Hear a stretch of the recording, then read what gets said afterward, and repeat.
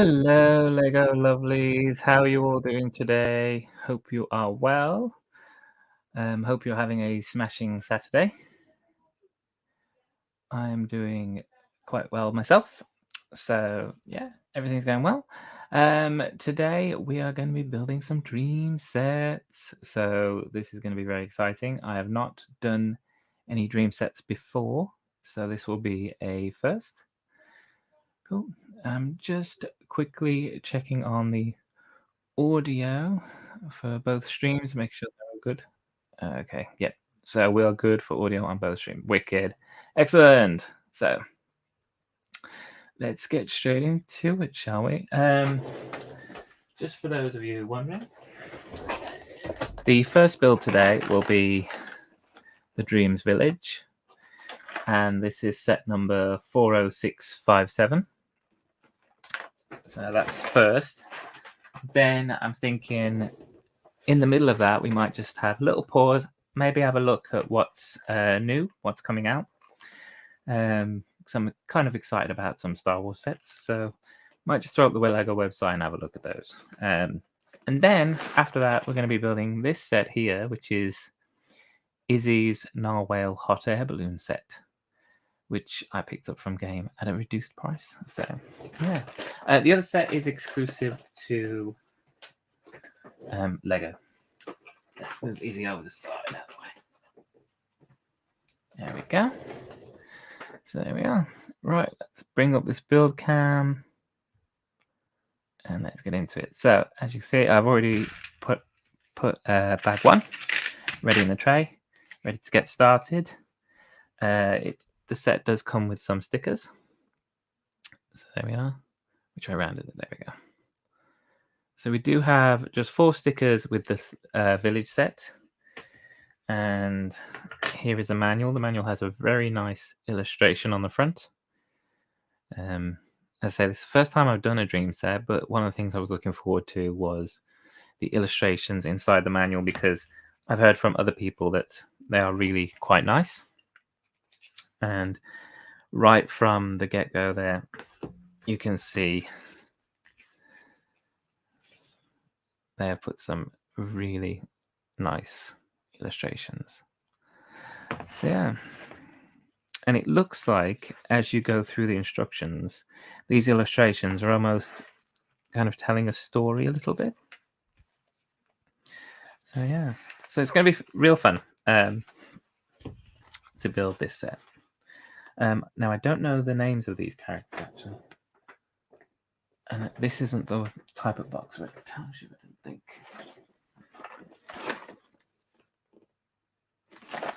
No, it doesn't tell me who the characters are. But, I have watched a little bit of the TV show, just the first few episodes, just to try and get a feel for what it is. Yeah, and I think it's quite good, you know. Very much aimed at children, obviously, but yeah, it is quite a fun TV show so far. And I know that they've always got it on YouTube. Pretty much Lego have got it on repeat. So if you are interested in just seeing, I think this first 20 episodes of the show, you can catch it on YouTube. As I say, it's pretty much on Lego on their YouTube channel, and it's just live, and it's just on the first 20 episodes repeating. This is a cute top. So yeah, he's got plain legs in purple, which is my favorite color. Oh, yeah, purple top, so matching. Yeah, I had to quickly change. I was in a black hoodie, and I thought, oh, I can't be in a black hoodie for a Dreams set. I have to go change and get into a nice colorful one for today. So yeah, so quickly went off and grabbed my purple hoodie. So yeah, he has 2 expressions. So let me show you those before I put the hair on. So here we go. That's the one expression where he's sleeping, and he's got the really nice unicorn print on his top. So I'm guessing he's in his pajamas. It's maybe his pajama set. So. And there he is at the front, and he's awake And again, more unicorns with purple arms and purple legs. No printing on the legs, but yeah, very nice. And then we have a little head mold, and obviously this little fella as well. Those lines, that is, I'm assuming, to illustrate a kind of brace. So I'm guessing this character has to wear a brace. And that's pretty good to kind of try and normalize things like kids wearing braces. So, you know, I mean, it's not exactly nice for kids who do have to wear them and they feel ostracized because they look different. So good on you, Lego, for trying to be ever the more inclusive. Hi, Redmond. Hope you are well. Hope your Saturday is going well. Yeah, just doing my very first ever Dream set. So just started off. Unfortunately, I don't have the character names, but there's this little dude here, this little guy in purple. He's really nice. And just building the second character right off the bat, who's this little wizard-looking person in blue. He has a nice white beard, the Santa beard. So pop him on here. Again, don't quite know what these are. These are just like, yeah, Dream Village, yeah. So, and then later on, I will be doing the narwhal as well. So if you want to see Izzy's hair, yeah, I'll be doing her as well later. So this looks like a little dream character wizard, and he does have a wand. Oh, cool! So he's got a gold-colored wand. So that's nice. And we'll put the other wand away over here. So, okay, and interestingly, his underarm area is, I'm guessing, the same width and shape as a Lego hand, because here we go. I'll show you. He's a little fella here. So he's a little wizard character, and yeah, little dream wizard with a gold wand. And as I say, you got the little underarm area for holding the wands. Was at a kids' trampoline park birthday yesterday, party earlier. Only so much fun for the adults. Yeah. I haven't been to a trampoline park, and I do think that as an adult, I wouldn't have the stamina and the energy that the kids have for that kind of for bouncing around so much like they do. So, yeah, not somewhere I plan to go anytime soon. I'm telling you that. Yeah, but I hope you had fun. I hope all the children had fun. A birthday party as well. So, did you get some birthday cake? And if so, what flavor? Because kind of partial to a nice red velvet or chocolate cake myself. Gotta love my coffee and walnut cake as well. Just cake, you know. Cake in general is pretty good. So, yeah. Yeah, I hope you had a fun time. I hope the kids have an amazing time. And yeah, and happy birthday to the little birthday boy or girl. So, yeah, the kids had fun. That's all that matters. No cake, but ice cream and pizza. Nice. I got a free lunch. Yeah, yeah, no complaints. Fair enough.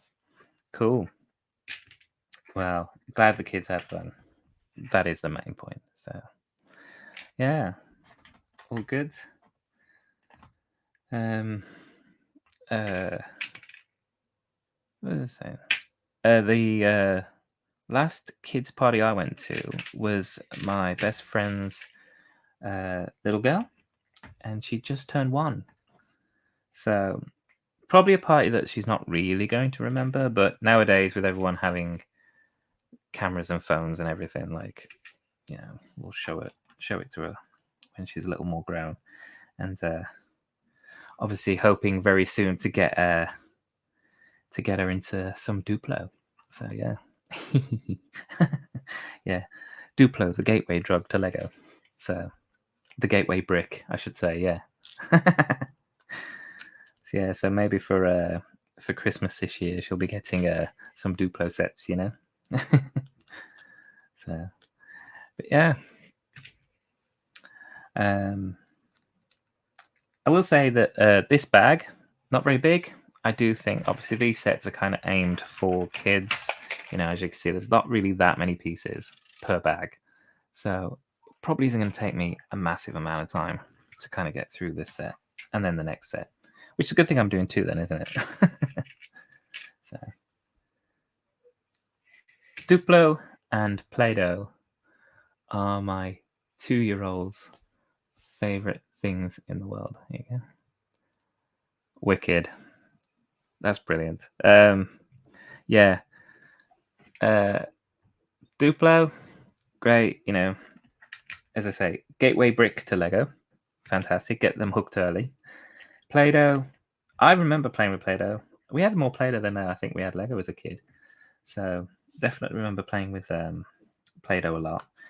Also remember my mom shouting at us because we got it in the carpet. So yeah, gets trodden into the carpet, then yeah, it's there forever. Sorry. So yeah. So what else has been happening?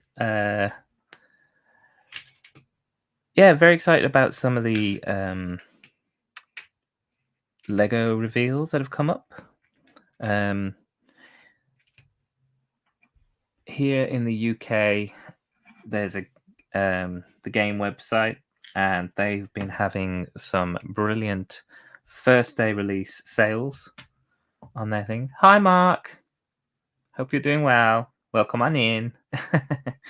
So yeah, they've been doing some great first day sales, and I have been constantly checking because I know that the Star Wars sets, which I'm very, very excited about, are pre-order on the Lego website. So daily I've been checking game to see whether they are going to do pre-orders via game and whether they are still going to have them on sale basically at that point.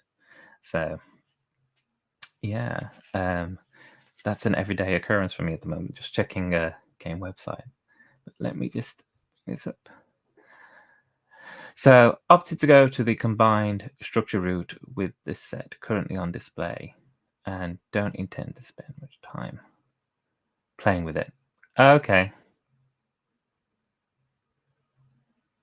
Yeah, I might ask you guys which route you want to go when we get to that point with this set. I'm also kind of potentially personally, I would have gone maybe for the combined route, just because putting all 3 sets together would make it a smaller footprint and probably be easier for me to put on a shelf. But I will put the question out there. I won't necessarily do a poll. I'll just be like combined or individual. C or I. Maybe we'll do that later when we get to that point. So yes, Mark. Yeah, Redmond is on Twitch. Also hashtag ice cream shop. Yeah, that ice cream shop is great. Love the ice cream shop. It's still over there. I can see it. It's staring at me. It's brilliant.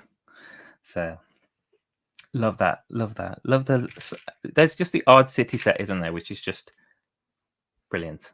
And that one I just had to get after building a couple of like the slushy van and the ice cream van, and then having the ice cream van with the. Hi, Josh. Having the ice cream van with the police chase, which I think is a really fun set as well. Had to get that ice cream parlor because it's too cute. It's too cute to not get it, basically. So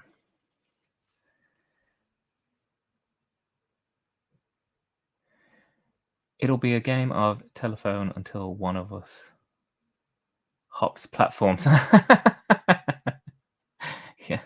Yeah, I'll be the middleman. It's no worries.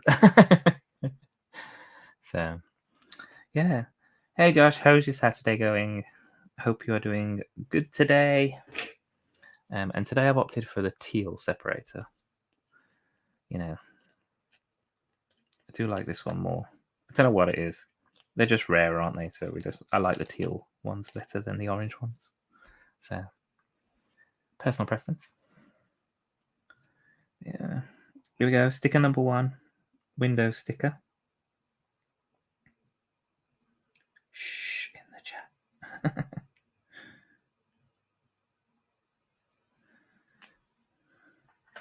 It's a clear sticker as well, so you really want to rub out any marks that you might get under that clear sticker. There we go.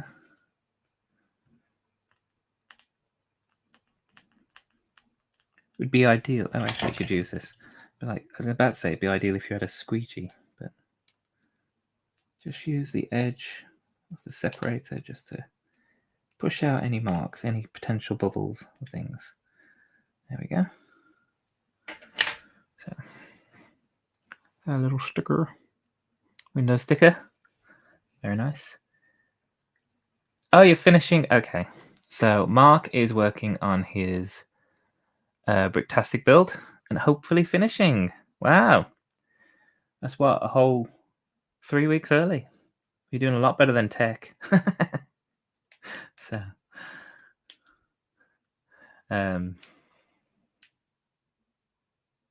oh, Redmond's on YouTube now. Okay. No ruse. Here he is. Hey. Cool. And Mark's just saying, hey, it's Redmond. Welcome to the red side. No ruse. Cool. So, yeah. All good. Yeah. So what made you choose combined, Redmond? What was your thought process when you got to that point with this set? Like, is it the same as me? You just want like one set to display as opposed to 3 smaller ones, or what was your what were you thinking? Share with the group. Oh, I was going to put some music on. Hang on a minute. I got some. I put it in the description as well. I had to put the artist in the description, so let's make sure it's not too loud. Because last time I put this on, it was, oh yeah, up in people's ears. Right, so some nice little background music. Found it. I had to put the artist on so that I can use it. So, but it should be royalty free. Fingers crossed. Don't need no copyright strikes. So here we go. Should be quite chilled because I think this is going to be quite a nice chilled build. No rushing. Please let me know if the music is too loud. Yeah. Throw it up in the comments and I can alter it as need be. Because for some reason, my headphones, it doesn't come out very loud, but on the actual stream itself, it comes out a bit louder. Lego and chill. Exactly, Mark. See? If it was on YouTube, I'd be throwing up your... If I was on YouTube. I'm on YouTube. If I was talking through the Twitch thing, I'd be throwing up your Lego and chill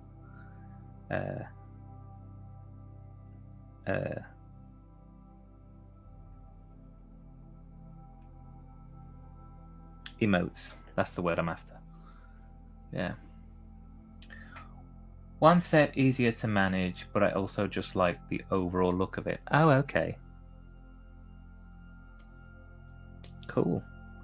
Yeah, I was, like I said, I think, yeah, easier to manage, just smaller footprint, one set, easier to go. So potentially the way I'd like to go with this set, but like I said, when we get to that point, I will ask everyone. So, yeah. Right, and this is window number 2. So we got 2 of the stickers out of the way pretty early on. Nice. And you go on that side.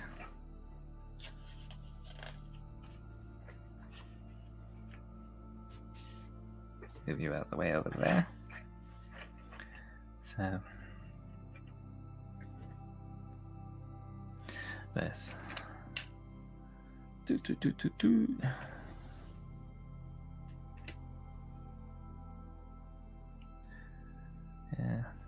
Is the audio good? Is the music level good, people?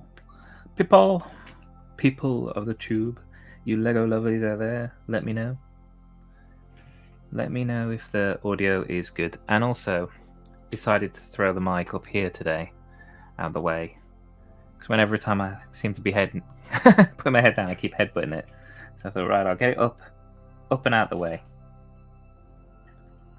So, very zen music. Yeah, exactly. Because it's dreams. I mean, I'm not trying to make you all go to sleep, but you know, I want that nice, calming music. And honestly, by the time it's rolled around about 400 times, we'll probably be sick of it. But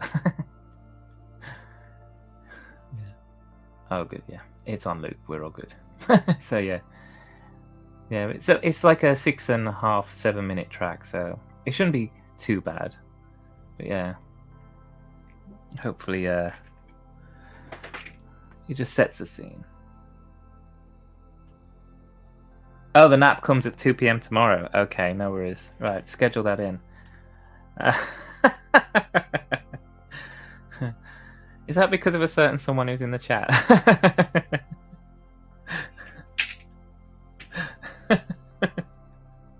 Yeah, I thought so. Yeah. Aww.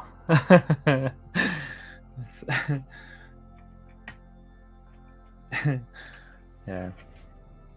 He's just saying, I'm sure it's just because you have such lovely dulcet tones to your voice, Mark, that it's so calming that it could send people to sleep.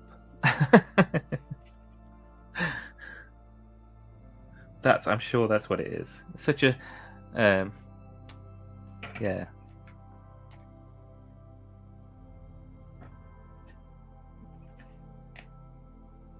Let's.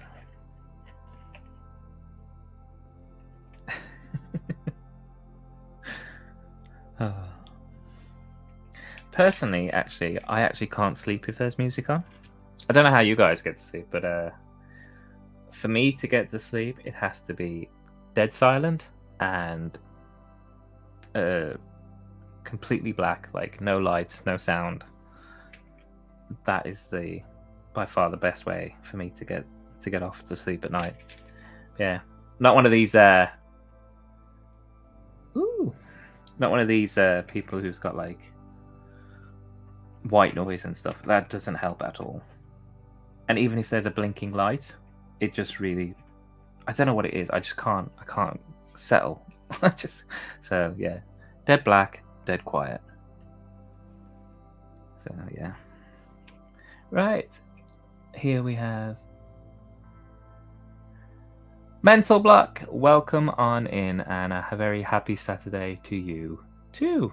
Hope you are having a good weekend so far. Welcome on into the madhouse. Yeah. Now we're just having a very chilled stream where I'm just building the Lego Dreamzzz village first. Then I'm going to have a quick look at the new Star Wars sets coming out, and then we'll move on to the Narwhal set with Izzy's amazing hairpiece in that, which Redmond should definitely go out and grab from his local game. So I can sleep with rain sounds, but no light. Yeah. Some people need that white noise to settle themselves off. There's people who go to sleep through like action films. I don't know how they do that. I'm also not one of these people who can sleep on transport. Like if I'm on a bus or a plane or anything, just no, can't do it. So here we go. Redmond says, used to sleep with classical music playing. Oh, that'd be nice actually. But then you meet someone who is a light sleeper and prefers silence. Sorry, Maestro, it's time to go. Oh, well, yeah, I'd be the one who's like, yeah, turn it off, go away.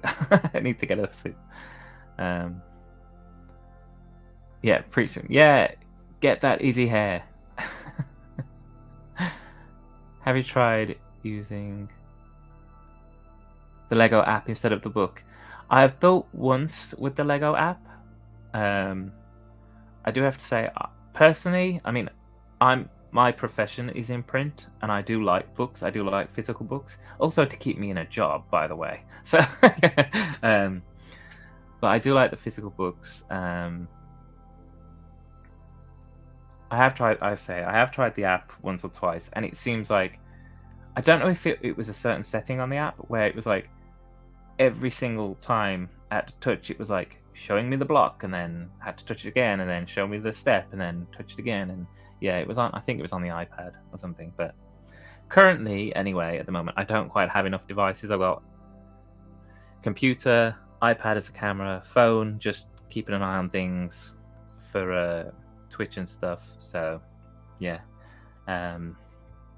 So yeah, I don't mind having the book, and having the book also allows you guys to kind of see which step we're on as well, even though it's upside down. I know that, but you know. Yeah. So yeah, so personally that's just why I use the book. But yeah, I do think the app is good if you have pieces, a lot of pieces which you can't quite tell the difference. If you've got a lot of modified pieces, then maybe going into the app and just seeing exactly what piece you need, because you can do the whole 360 rotation thing. I think that's a very nice feature of the app. But yeah, but for the most part, personally, I just use the book. Yeah, but that's just personal preference, to be honest. So, and Josh has said, thunderstorms. Okay, just thunderstorms. Also watching the I'm JL film. I'm guessing you mean Justice League. We'll put you right off. Yeah. Not a fan of the Snyderverse. And Redmond said, had the Stitch Brickhead and Narwhal balloon in my shopping bag before deciding I'd just get the first set another time. We'll be picking up the Modern Mansion some point this month. Oh, nice. Yeah. I know you said, I know what you meant with thunderstorms to sleep to. I was just joking. Yeah. Do love a good thunderstorm. Yeah. So, right. Let's actually get some bricks down. So, our first little build at the moment is very nice colours in nice yellows and browns. So, I did say at the beginning I had to swap out of my top. I was in a black hoodie and I had to switch it out. I was like, I can't do a Dreamzzz build in a black hoodie. You know what I mean? Like, it would be a bit silly, because these are such colourful sets, and I don't do as many colourful sets because a lot of Star Wars and Harry Potter. But yeah, cool. Nice to meet you. Very nice to meet you too. And yes, please feel free to like, subscribe, and join in the chat whenever you feel like it. I do try to get online regularly, but it's not guaranteed. I mean, I've been streaming Saturdays pretty regularly recently, but again, not necessarily guaranteed. But yeah, because I don't need the pressure. Hey, we got a subscriber. Thank you for subscribing. Say, thanks, Redmond. Yeah, I'm my subscriber. I think I'm around 42, 43 subscribers on YouTube. Trying to get to that 50 mark, and with Twitch at the moment, I'm at 14, and the follower goal is at 20. So tell your friends, and if you're on both platforms, go to the other one, follow, come back. Where is the Galaxy hoodie? I don't have a Galaxy. I actually have a really nice, colourful, it's like a pale pastel kind of hoodie. It's a top and bottom set. It's a very matchy, but it's very nice. And you know what? I could not find that hoodie top today. I got the trousers on, but I just haven't got the hoodie top. And I looked, I could not see it. So If I'd have found it, that would have been on today instead. But unfortunately, as I say, I don't know where it's gone. It's probably gone in Carl's wardrobe. But yeah. So I went with purple. Purple's my favourite anyway. So yeah. And me and this guy. Oh, Mark, you might know. What's this guy's name? Throw it up in the chat. Because the name's on the box. So yeah. Oh, be quiet, Josh. You only wear black. Here we go. Black hoodie. Sounds like it would have gone well. Mm-hmm. Yeah. No, purple. It'll be like them fairies. Make it black, make it purple. Make it black, make it purple. No. And yes, I just called you a fairy, Josh, live on stream.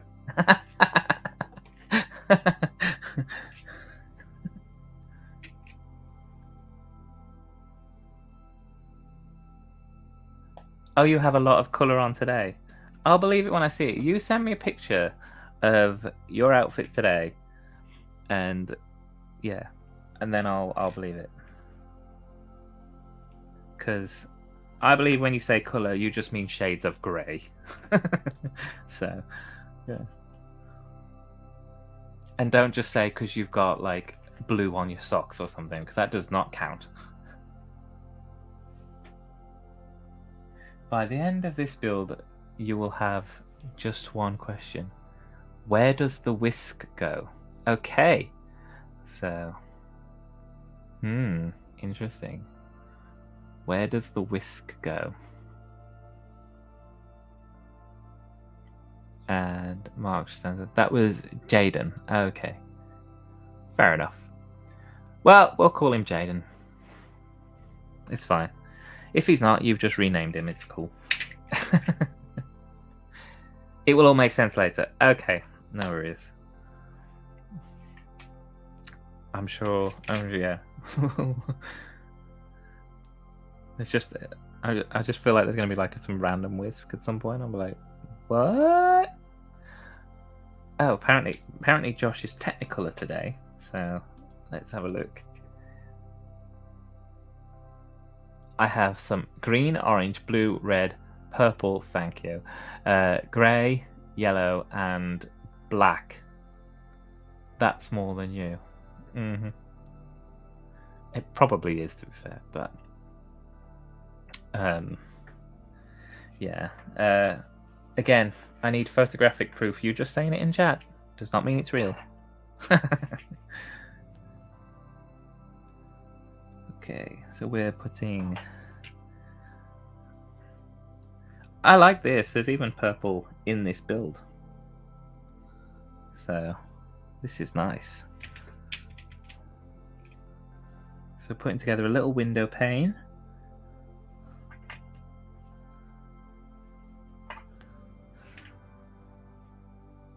I mean, this isn't a dark, but it's more like a violet.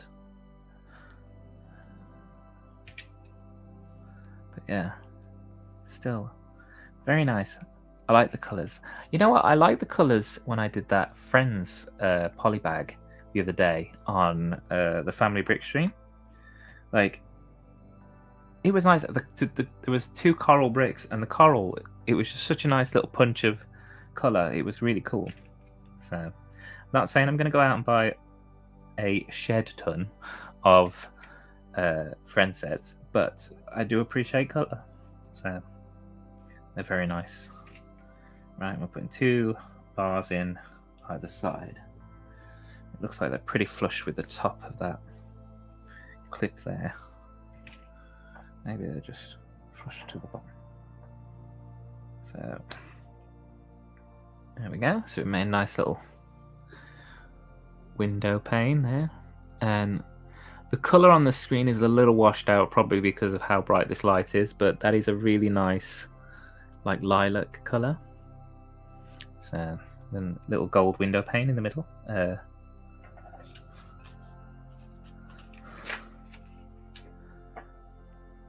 Oh, it's not a window pane. It's a door. This is a door.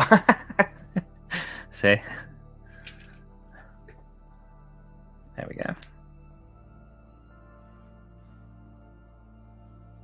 There we go. So it's actually a door. It's not a window at all. Oh, you're okay.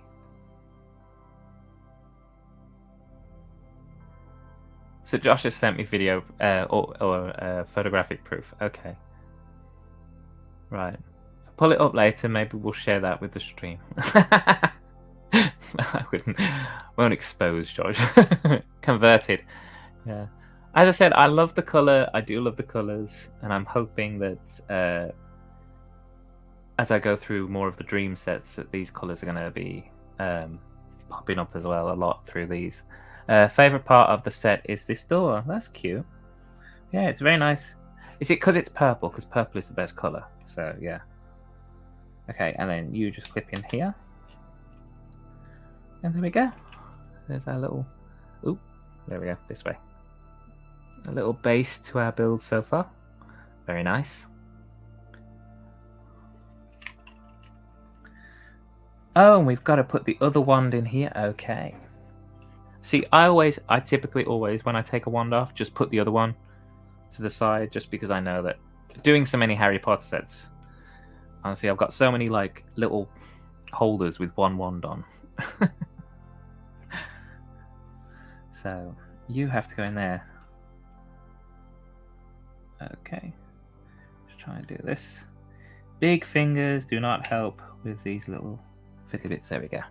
So that just sits just inside the door there. Very nice. Oh, Mark, have you made this set? I know you've got some dream sets. Is this one that you've picked up? Because for anyone who doesn't know, this is exclusive to the Lego store. Which also might explain why on the front of this book there was no QR code on this one. Because it's an exclusive set, nobody else sells it. Maybe they just... You don't get your 20 points, is my main complaint. But also, it might also be that because they are the only ones who sell it, they don't need to keep track of it, if you know what I mean. So, yeah, there's no QR code for this set. Right, we're just putting in here some interior details. And we got a nice pot with a nice gold handle. Hair on it. You haven't built it yet? Okay. Or you haven't got it? Okay. Either or. But yeah.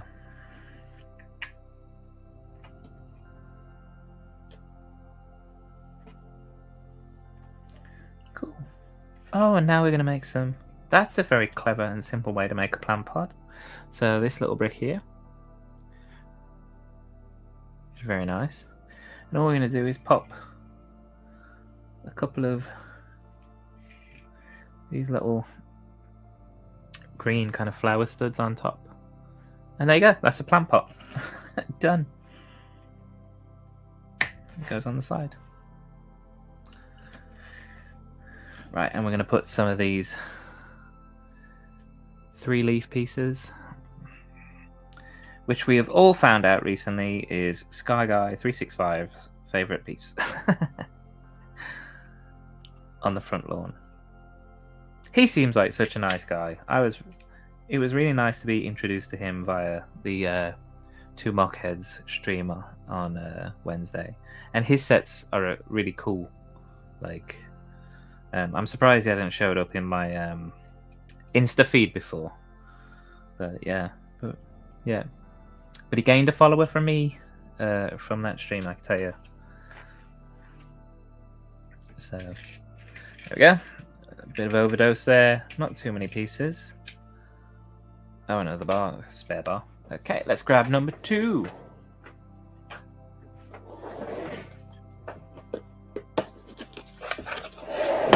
Whoops.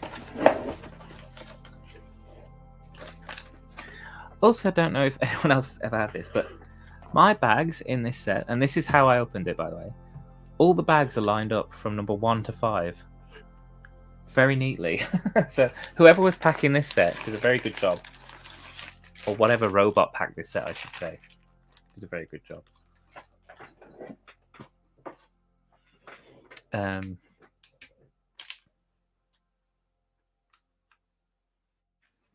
Oh, okay. So Mark has known of Alberto for some time. Amazing stuff, and another fan of the Leaf is always a bonus for me. I love those pieces. Well, it's just interesting how they get used in such different ways. That's what's really nice about them.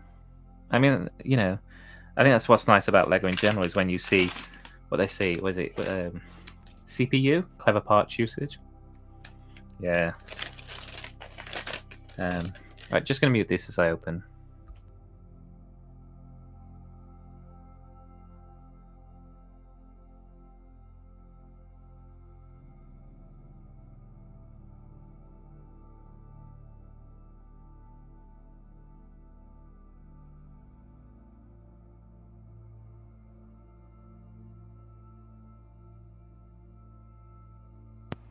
There we go. Didn't want the rustling of the bags to interrupt the Zen music that we've got going on. So,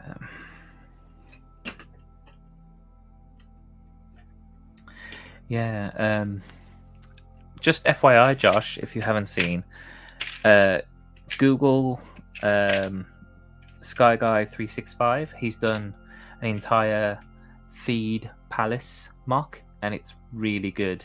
It's really, really good. So inspired by the Queen Amidala minifig. So yeah, go check him out. He's also got a YouTube series, I think it was. YouTube, yeah? Building the sets. So yeah, as a Star Wars fan, I think you'll enjoy it. Yeah. So now it looks like we're building a roof. So here we have a roof piece coming up. So very nice.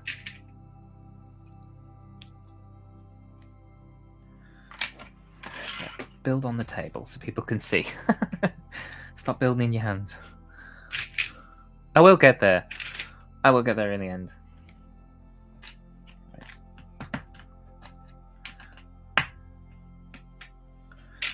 And now we're putting some hinged 2x2s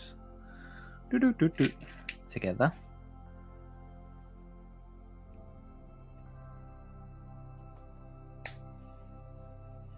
So we can make that nice angle for the slant on the roof.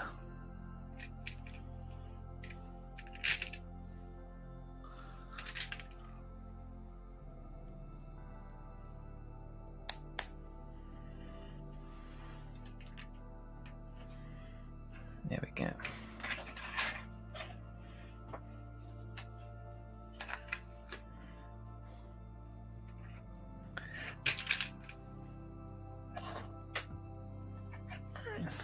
And then we've got, oh, it's grey. And it's facing that direction. Okay.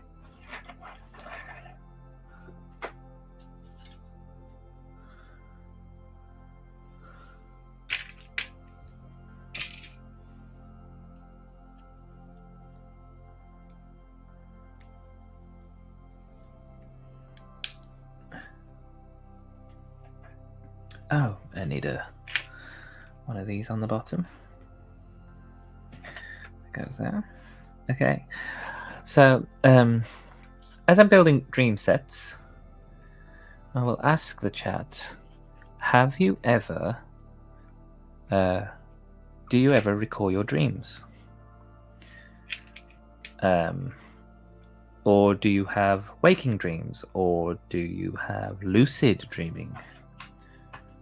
So yeah, and I'll give an example. I haven't recalled. I have to say, I probably recall nightmares more than dreams, which is probably typical, just because you typically wake up in a panic, probably if you've had a bit of a nightmare, and then you remember what was happening. But I have actually had a lucid dream, which is really, really a really weird experience, but it's fantastic at the same time. I basically had a dream where I'd gone to school, and this is obviously going back way ago. I'd gone to school, and I recognised that the school wasn't how it's supposed to be. You know, it never is. You know, when you see something, you know it's like your house, or it's somewhere that you know, but it's not. It doesn't look the same. It doesn't feel the same, but it just is that place. So yeah, I went to school. As I say, it didn't look like school. So I already knew that something was off, and I must have been in that kind of half awake. How many ways back? Way back. Shut up, you. Shut up. Leave me alone. I'm not that old. But yeah, I was.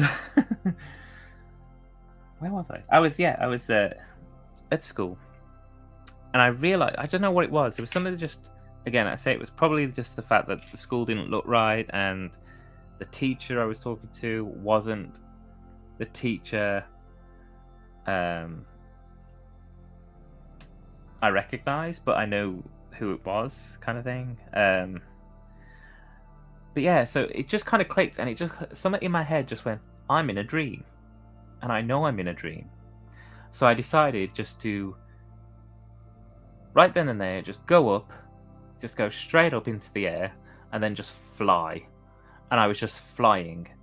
Now, I don't know how long I was flying for, or whatever, but I woke up as I was flying, and I was just looking at everything, going, wow, look at everything, this is amazing. And I just knew I could fly because I was in a dream. And then as I say, I woke up, and I think I was just beaming and smiling, because I had this moment where I was like, yeah, I had a lucid dream. I was in a dream. I knew I was in a dream, and I took control of it. It was amazing. So yeah.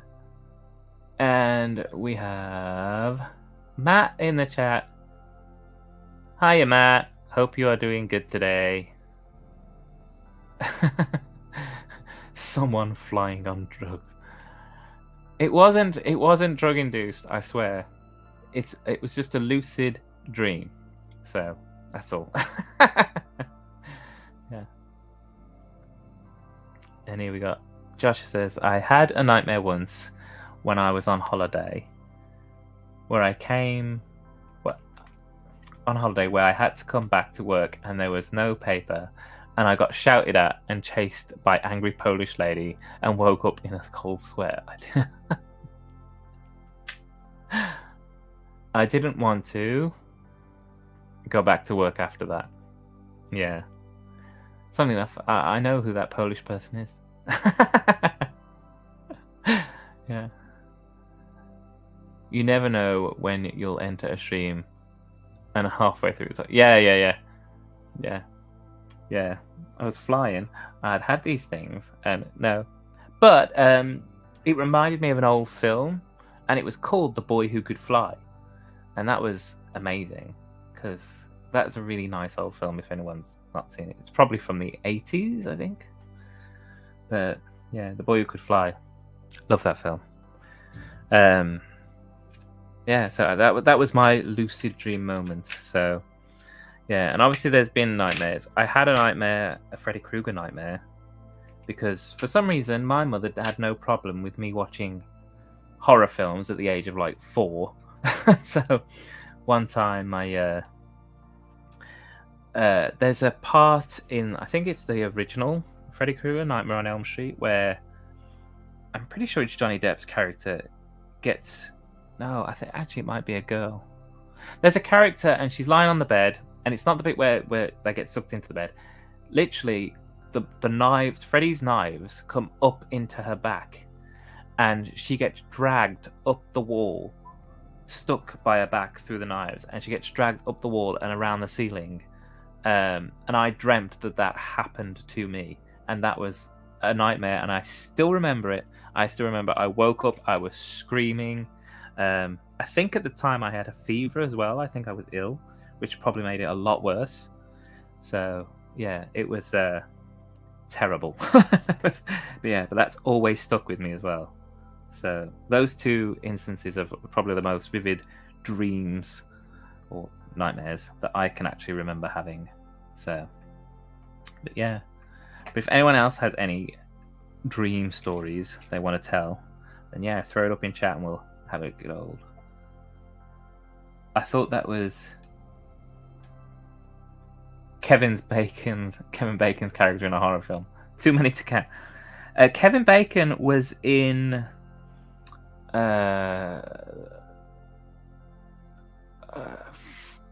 was it Friday the 13th? He was the one in the cabin where it was Jason's mom. I think he was in the first Friday the 13th, if I remember correctly. To be honest, horror films are not my go-to as much as I like films. I'll watch stuff like Scream and things, but yeah, I've not really I'm not big on the horror side. I do like some of the old classics more so than the new ones. I think some of the new horror films are just gore fests and they don't really tell any kind of real story to it. They just try to gross you out, and that's just not for me, to be honest. And there's plenty and plenty of bad B movie like horror films that I just have absolutely no interest in whatsoever. So, but yeah, but if I remember correctly, Kevin Bacon is in Friday the 13th. So it could be that one.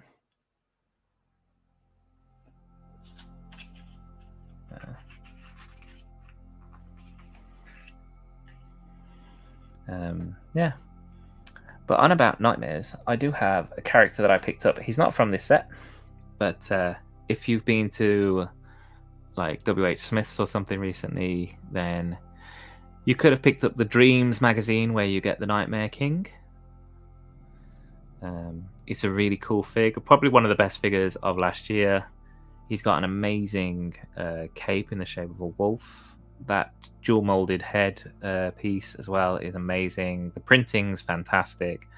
The only downside to getting the one from the magazine as opposed to getting the one from the set is he has a lance in this, which is just like a sai and then a lightsaber hilt and then a bar put together. And obviously in the proper set, when you get him from the set, you obviously get him with his dual molded sword, I believe, with the eye printed on it. So, but still, the fig itself is amazing. Yeah, it just doesn't come with that really cool accessory that he gets in the set. But yeah, so yeah, picked up the Dreamzzz. It's first and only Dreamzzz magazine as well that I picked up just to get this guy. And that was before I got these sets. So, but I'm pretty sure this year I'm going to be getting all the sets before any of them retire. And as I say, game at the minute, great discounts on game. So yeah. So we'll see how it goes. We'll see how much money I spend at Bricktastic, and then whether I'll get some more next month. And then saying that, obviously, there's also the Star Wars releases. It's just too much good stuff coming out. Yeah. Right, we have some chat about nightmares. Let's go. So the worst one for me was the night I came down with COVID. Okay. I was so hot I was hallucinating and lucid dreaming. At one point I decided when I knew there was one point when I decided I knew F it and wrecked chaos in the dream. Oh, like, you're the Nightmare King? No, I'm the Nightmare King. So, yeah. So there you go. So don't get on the bad side of Monarch, because he becomes the Nightmare King. And Redmond says, the only horror I need is true crime. Yeah, tell me about it. Specifically 90s true crime, specifically unsolved mysteries and all related syndication. Ah, okay. Yeah. It's mad what people have got away with. Like, I mean, I know you mentioned the 90s, but then if you go even slightly further back, like stuff about like Ted Bundy and everything, like it's crazy what some people have got away with. You know. But I do actually I really like those documentaries on Netflix, and I know I do feel for the families of people who've been affected by that, and I get that they don't want those documentaries to glorify or idolize in any way, shape, or form those kind of killers and things. But yeah, but they are it's fascinating. Personally, I find it fascinating what people have done and how exactly they got away with it. I mean, hopefully now it's harder with literally so much surveillance and everything going on today, and people with mobiles and being able to like geotag people and stuff and where they are all the time. But yeah, it's still kind of scary what people can get away with, what people will do. But yeah. Looking forward to either the next issue of Lego Batman magazine or the one after that, because it will have the new cowl with the white eyes. Oh, is that the one with so that the white eyes are printed into the are they dual molded into the top of the cowl? Because I have the Batcave, so I have the really nice swooshy cape that I really like, and that's made of like a softer kind of material. But yeah, if they dual mold the eyes into the cowl, that's really cool. I have to keep an eye out for that one as well then.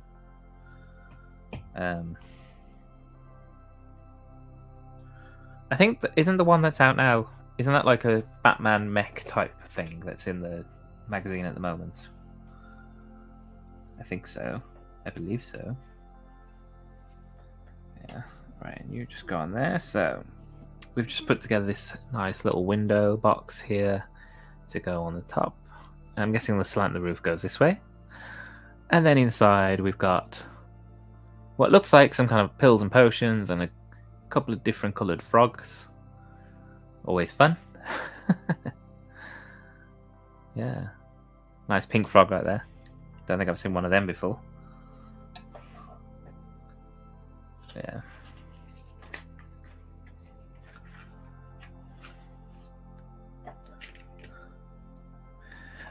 If they are doing like a dual molded Batman where he's got white eyes, that'd be kind of cool because that would set a precedent for doing other characters. I think that would be quite good. I mean, particularly superheroes. Have they done? Because they could then they could do a Wolverine cowl with the white eyes, and you could print the black onto the yellow, so it doesn't have to be triple molded, you know. But yeah, I think for people like Wolverine and stuff, that would be cool.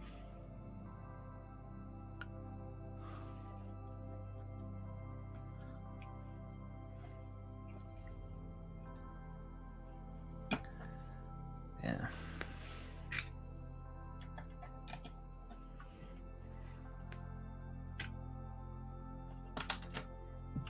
Right.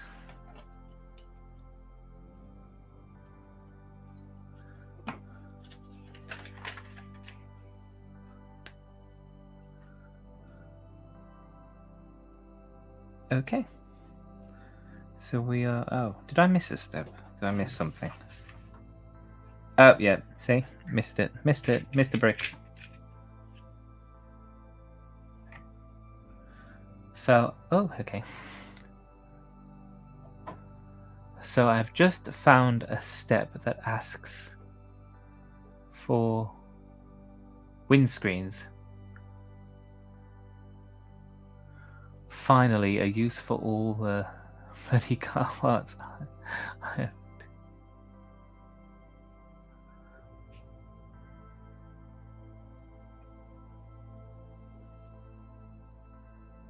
That asks for windscreens. Found a step in. In your because you're junk building, aren't you? Sorry. Yeah, I was like, what?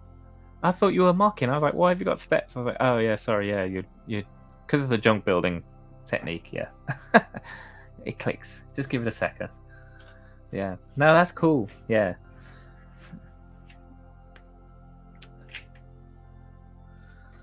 So, for anyone who doesn't know, Mark does what's called junk building, and that means he is making a set using the pieces he already has in his brick collection, which is a really cool way of making sets without having to basically buy the set, because the instructions are available online. However, I will say I couldn't find the instructions for this set on the Lego Builder app.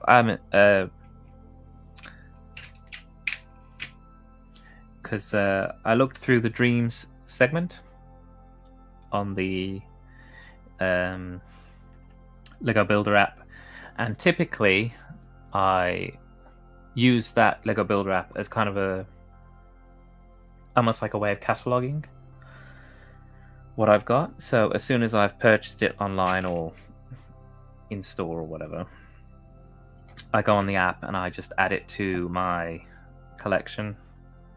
But I couldn't find this one. I couldn't find the village. It might just be that I need to type in the actual set number, because I didn't try that. But yeah. And as I say, because it's exclusive, it's not like they need to keep track of where it came from. So, but it's not the only set. There's a couple of other sets that you cannot find in that app. The Everyone is Awesome set, which is behind me on the poster, that you cannot find in the Lego Builder app. So not everything is available through the digital apps. Just FYI. Yeah. Cool. Really nice pink pieces going on top, creating the top of the roof, I'm assuming. So yeah, I think we're gonna have a nice plated pink roof. Oh, making the top of the chimney. That piece there. Oh, I've missed a step again. Darn it. Right, you go on there first, and then we add you, and then we add you. Lovely jubbly.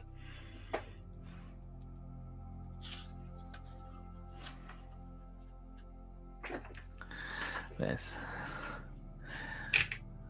Mark, are you at liberty to say which set you are junk building, or is it a secret and a surprise for Bricktastic? So, oh, put it in the wrong spot.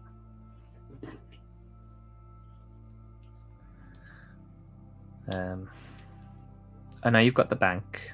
Oh, I'm using the wrong plate, that's why. I'll get it right in a minute, just a sec. So, I've still put it in the wrong spot. Jeez. I think I need a sip of my coffee. I think my brain needs to wake up. Music's keep sending me to sleep.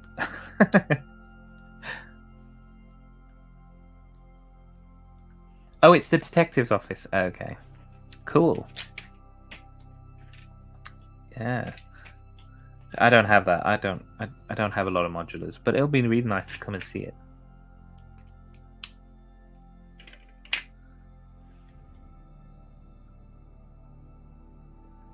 Have you picked who of your characters is going to be the detective?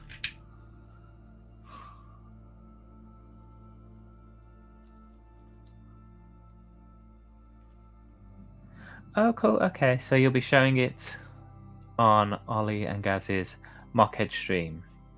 Very nice. Yeah. So the minifig Who and Brick Askew, they have a Mockhead stream every other Wednesday. And I believe it's this. Is it this Wednesday? I think potentially. Have I put the wrong piece on again?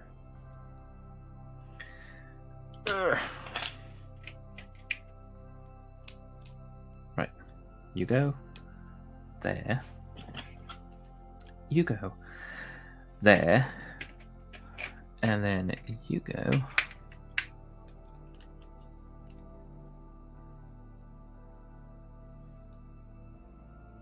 there. Cool.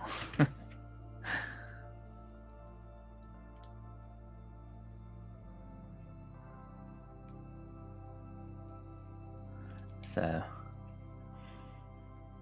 probably your mini doll. When you say your mini doll, you mean a mini doll that like a sig fig, like a sig doll. That's wrong.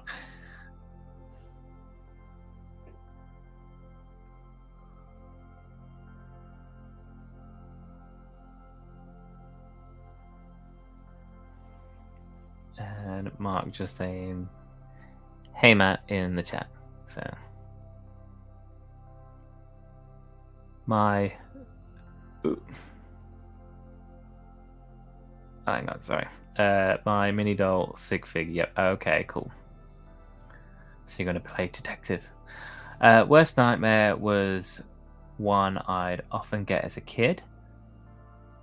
It'd start at the end of another dream. Okay. I'd be walking into the distance only to fall into a 5-foot deep hole. And oh, yeah. Wow. Give you a fear of graves for the rest of your life. Which is me, as I'm already in a official set. Oh, what character are you? Have to let us know. But yeah, that fear of being stuck. I am a very typical kind of, let's say, Sagittarius, which is I like my freedom. I do not like to be like held down or tied to something. I do not like being told I can't do something. And yeah, for me, something like that wouldn't be particularly nice either, where I'm like stuck in something I can't get out of. Yeah, I'd be freaking out a bit, I think. Yeah. So you're not alone in those kind of. I think it's quite common for a lot of people, actually. The typical, what they call existential fears. You know. But yeah. It's like the idea of being stuck out in open water. Like, that is terrifying. You know. But yeah. Anyway, we're dreams, not nightmares. Dreams, lovely dreams. We're having lovely dream times. Okay, so we're putting the little curvature on the top here of this set. Nice rounded piece, that is. That's so cute. Look how cute the roof is. That pink roof is so nice. I knew I'd like this set. It's so cute. It's cute. The word for this set is cute. Oh, and we got a third sticker. Wow, okay, 3 stickers on one building already. So. And we got one more sticker which looks like it's for a blacksmith.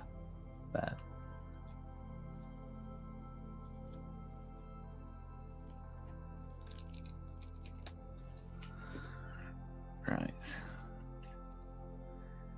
We'll apply sticker.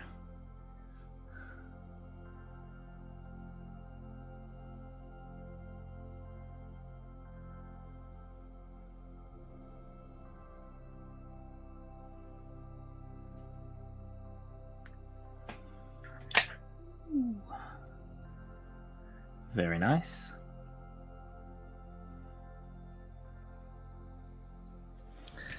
And then that just goes onto a bar, which then is going to clip onto the end of this here. Makes a nice hanging sign. So That is our roof build. Oh, get out of the way. There we go. That is our roof build so far. Very nice. Probably the end of the roof build, to be honest, because I think all I've got is overdose. Overdose. Hey! Cool. So that's those two pieces. Doesn't say to combine them, which is probably going to be later on anyway. So we'll pop these two just out of shot over here. And we'll move on to bag 3. And here comes a whisk, funnily enough. So, but this guy's holding it, so hopefully this one's not where the random whisk's going to end up. We'll see. So, right, just going to mute this as I grab the next bag.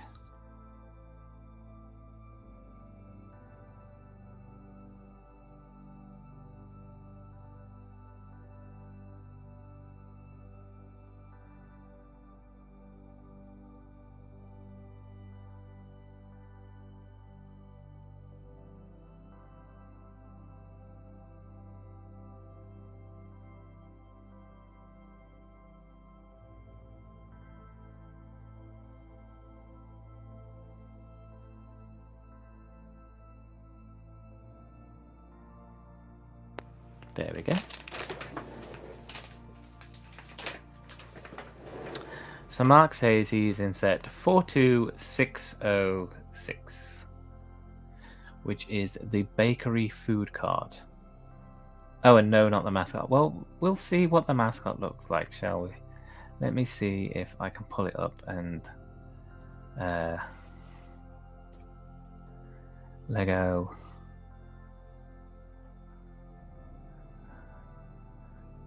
Oh, what was it called? Lego Bakery Food Cart.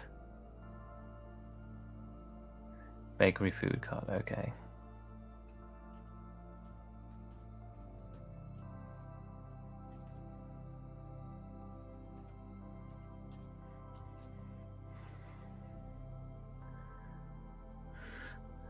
Right, let's have a look.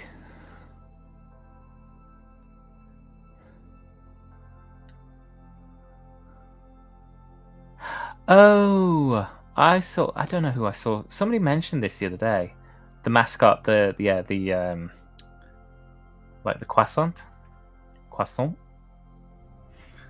Okay, right. Let me see if I can share the tab. Oh, share screen. Here we go. So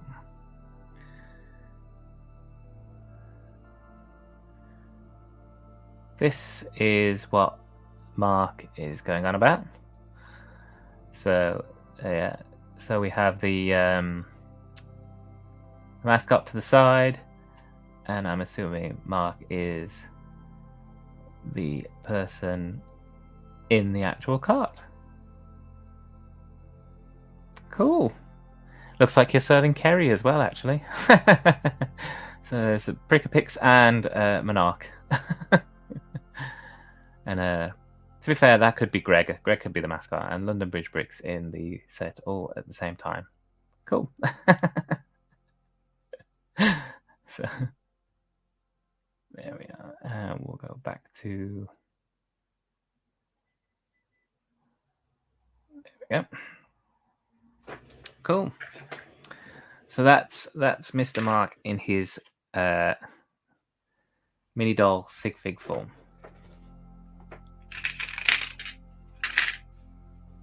Oh, we got a little blue person to build, little blue baker.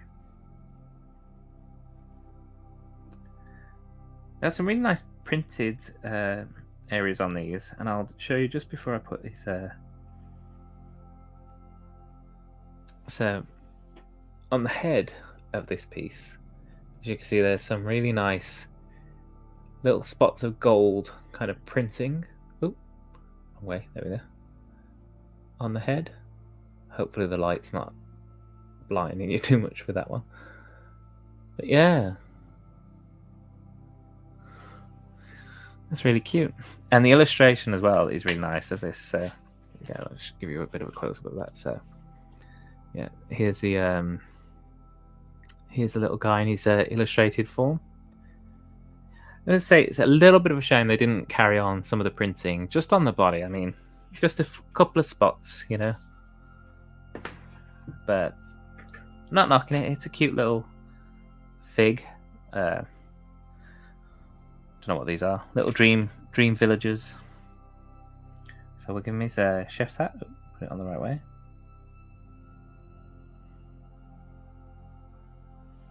And we'll give him a whisk.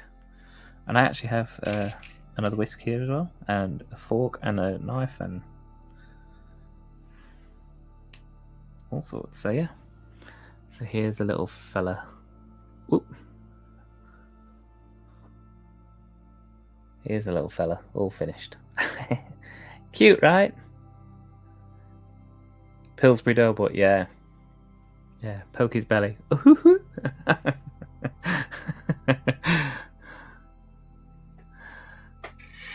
Bless him. Not sure Kerry would like being a mini doll. Well, what can I say? I don't know.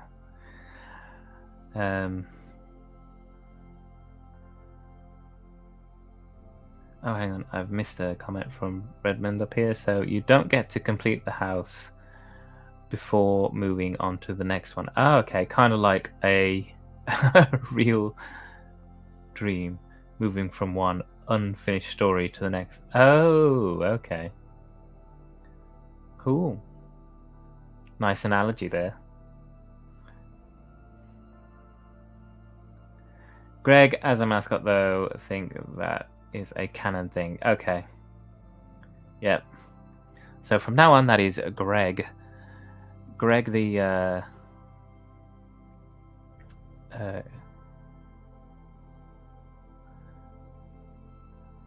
Greg the croissant. But he probably wouldn't say it very French, would he? He'd be like, you know, it'd be a. I can't do his accent. But yeah. Oi, oi.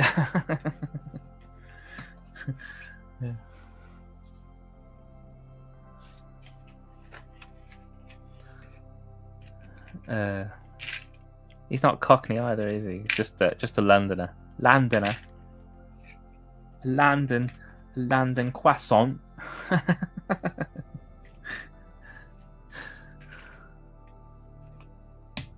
Cool. This is a very nice blue.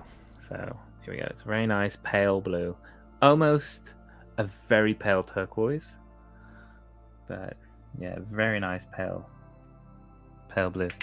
Again, love the colors. I love color. I do love color. So these sets are really nice for the colors, and that is one of the reasons why I am choosing to start to collect these. I think, as I say, do a lot of Harry Potter, so there's a lot of tan, a lot of Star Wars, which is a lot of grey. So yeah, some of these sets are just nice for the colours. So yeah, exactly. Croissant. There's a croissant in it. I don't know where that was from. Yeah.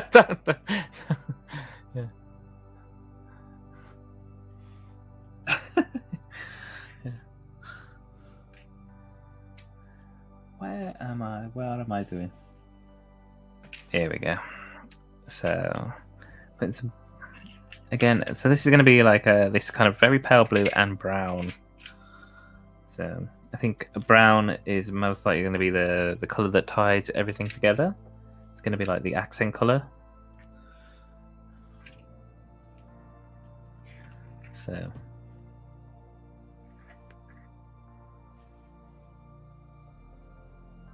So on closer look, Mark's Sigfig is looking a little tan. Guess Mark better book a trip to Menorca soon. I like that spelling, Menorca. That's a good one. I like that. Yeah. Monarch in Minorca. Yeah, definitely a thing. That's a vlog, Mark. We need to see that. So start saving your pennies. Okay. Croissant. Everyone's just typing croissants in different ways now. Croissant. It's a croissant. I don't know. Alright, Redmond. Who is Monarch? Oh no. No. Not thinking about that. Oh my god. You understand it's only the early afternoon. Yeah. We're nowhere near the watershed. Yeah.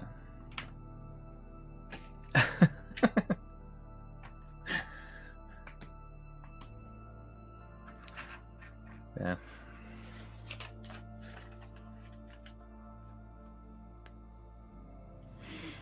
Well, whoever Minorca might be, consent first, okay? Always.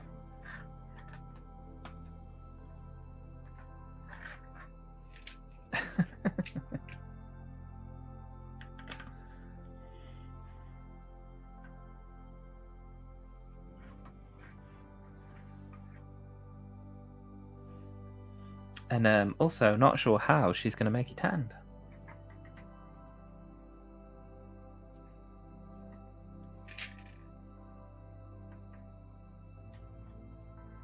Unless they work at the tanning salon. Mm-hmm. Maybe they give you a discount.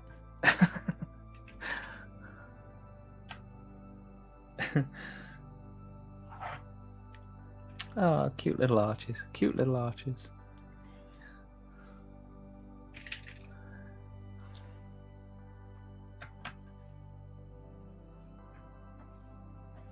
And we got another one on the other side. Cute. This set is just cute. I think cute is the word for this set, to be fair.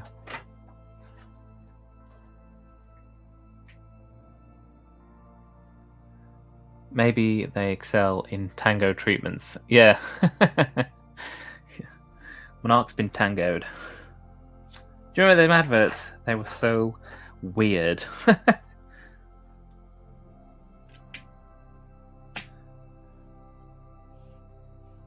So we're using the grey round tile. 1, 2, and yeah, 3. Okay, cool. One here.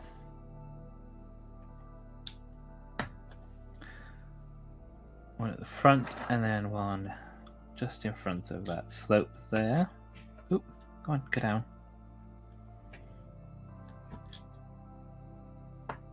There we go. And then we got 2 of the little green flower pieces.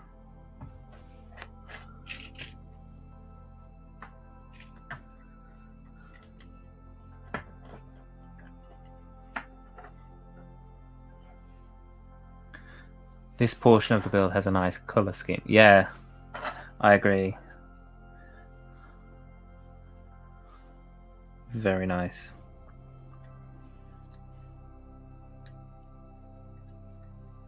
And I like the fact that they're, I mean, the pink's relatively bold, the lilac's a bit bold, but this pale blue is just such a nice, calm colour. So, nice, like a pastel colour. Ah, the bakery, we're going to add a little outdoor bakery table area kind of thing. Right, where's me little swirly bits? Pink swirly bit. And again, another like pale blue swirly bit. Same colour as the house. This is going here. And then the other curved piece, we're going to add 1 by 1 clip on that corner there. And then we're going to add a printed round tile of a cookie. I love cookies. Cookies and biscuits are my downfall. Absolutely adore them. And we're adding a round, I guess I'm going to say it's a swirly sweet for the other part of the table. There we go. How cute is that? Look. Oh. So we're making all the nice sweet things on the front.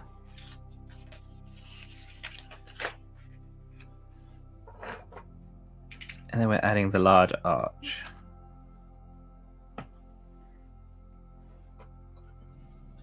Let's go over there. There we go. And now we're going to make some nice pillars, some columns. Oh, which is probably going to be kind of matching the columns we have on this piece here. Again, a nice fact that they're keeping the same kind of architectural design pieces through each part of the build, so that way if you do change them up, they don't look out of place.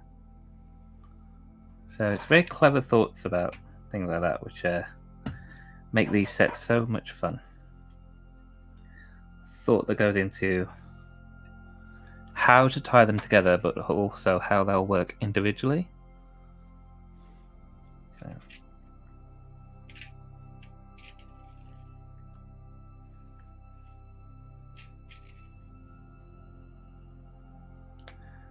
So we're just making another little column for the other side of the build to go in here.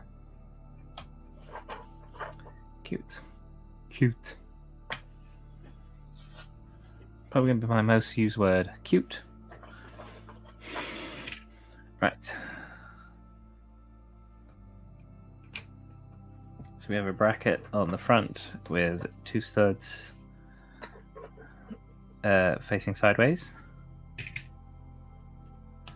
And we're just going to tie this arch into the 2 columns we've just built here with 1 by 3. And same on the other side. And now we're going to add our tile, which will make this modular. Kind of. Yeah.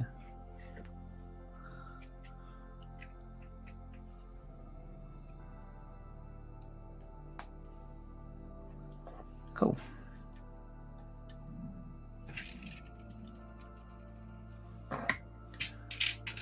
Again, we're just mirroring what we've done on the base floor of the other build.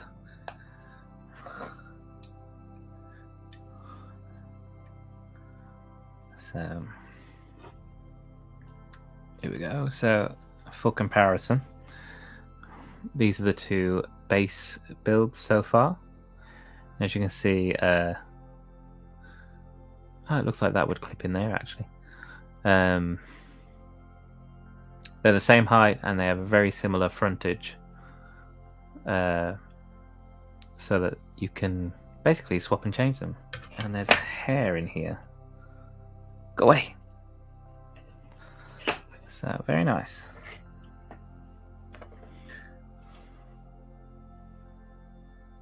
Very colourful and whimsical. Yeah, I agree. Very, very nice and colourful and whimsical. I'm actually looking forward to getting a nightmare set for these as well. I know that the obviously the pirate ship is the big one from last year and might still be the big one. I don't think any of the sets that have come out in January are as popular as that one so far. I think the castle looks quite cool, but yeah, the nightmare, the shark ship is extremely nice looking piece. and the Pegasus. Yeah, exactly. I was going to say the Pegasus. I have to have the Pegasus.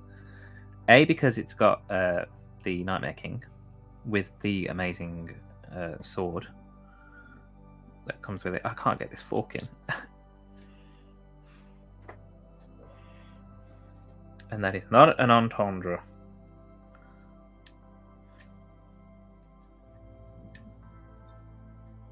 Hey! There we go. I've forked it. There it is.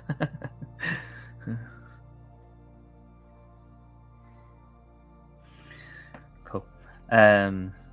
Yeah, the Pegasus, not only because, as I say, it's got Nightmare King and Getful. Yeah, thank you. Because of the sword, exactly. But it's because I love mythical creatures, so having a Pegasus would be just amazing. So, yeah. I actually have a tattoo of a phoenix on me as well. So, and I have the forks set from Harry Potter. So yeah, so mythical creatures are just fascinating, and I love them. So, yeah, so I would get the Pegasus set, even if I never wanted to get any of the other Dream sets. The Pegasus set was always one I would get regardless because of it being a Pegasus. I say a Pegasus. Pegasus is technically the name of one. The actual flying horses didn't really actually get a name. It's just that the one that we know of is named Pegasus, and so they've been referred to as Pegasus ever since. Speaking of whimsical, who was the best-selling author of all those dubious children's books? Dr. Seuss. Very good. Yeah, Dr. Seuss.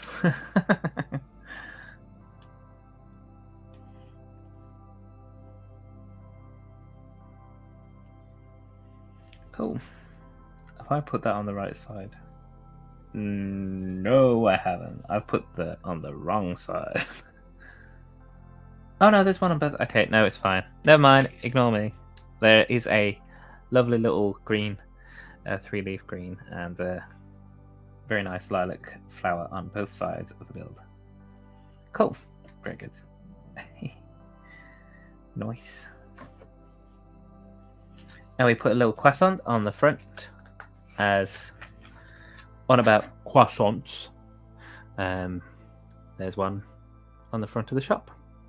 That's a shop sign. That's cute.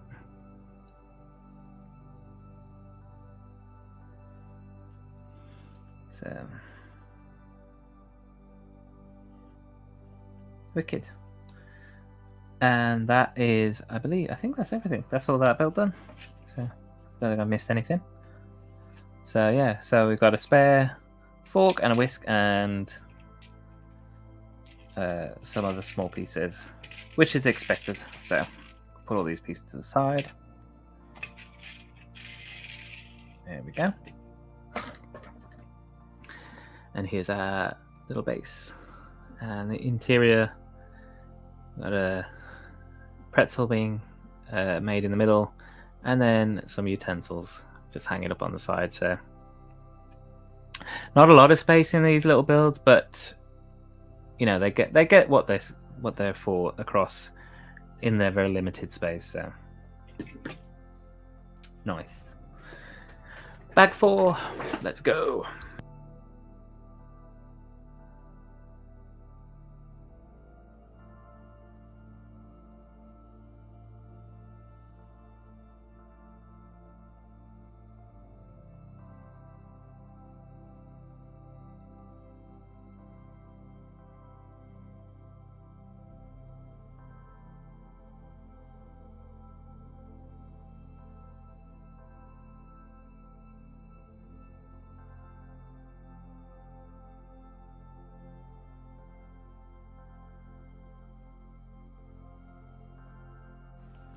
There we go.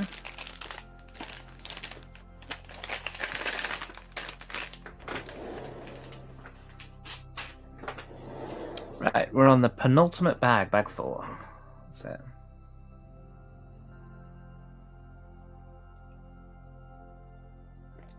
Hydrate.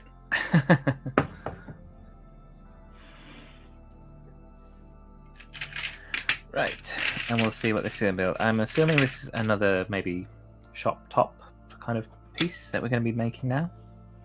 Oh yeah, I can see from this image. It's like the windmill piece, so that's nice.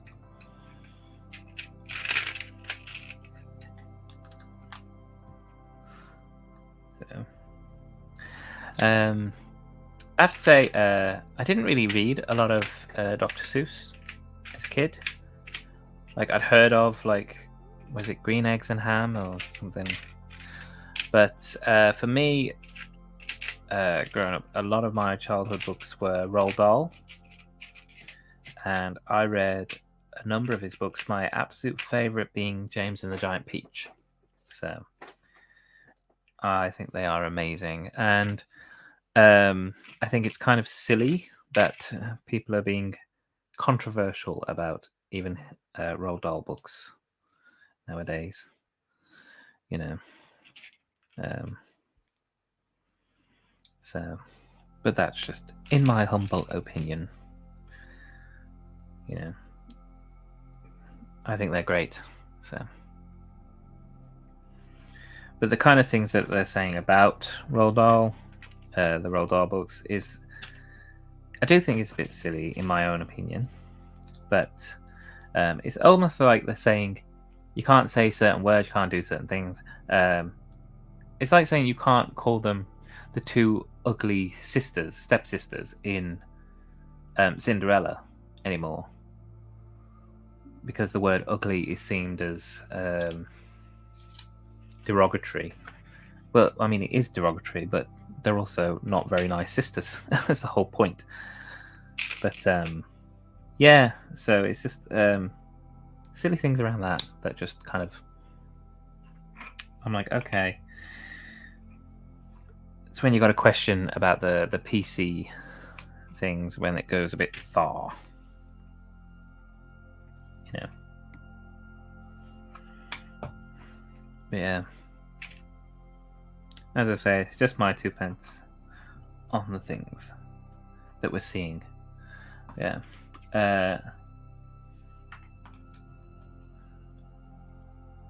Boop.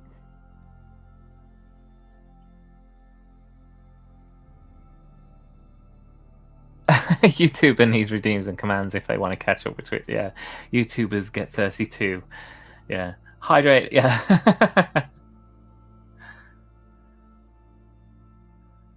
Oh yeah, yeah. If they ever want. Yeah, yeah. Cool. Yeah. It is fun. I do like that about the Twitch streams. There's some fun elements. And that is something I need to look into about building up things for my own Twitch channel. Things like the redeems and such. But yeah, we'll get to it. We'll get to it. I mean, this is what, the 3rd stream I've ever done for Twitch. So we'll get there one day. I promise. So. We have Mark saying, I don't think we can hold an author responsible for a word that in the time was written was used. They wouldn't know now it is less or so used. Yeah, people can choose to avoid it if needed. Exactly. This is a little thing about there's a thing about like this whole kind of cancel culture type thing where if one person is offended, nobody else can see it. It's like, well, no, not really, because there's probably 99 out of 100 people who aren't offended and enjoy what that might be. So, yeah, it's just a case of being an adult and picking and choosing what you want to expose yourself to.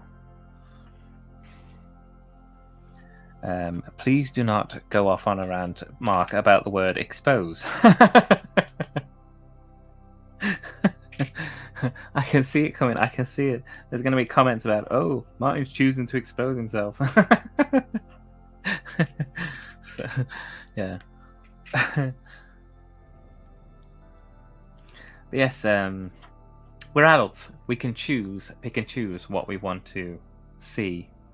You know, I mean, there's so much choice in the world that, yeah, you know, you don't need to stop everything for everyone. And actually, seeing things with counter points of view is actually healthy, by the way, as well.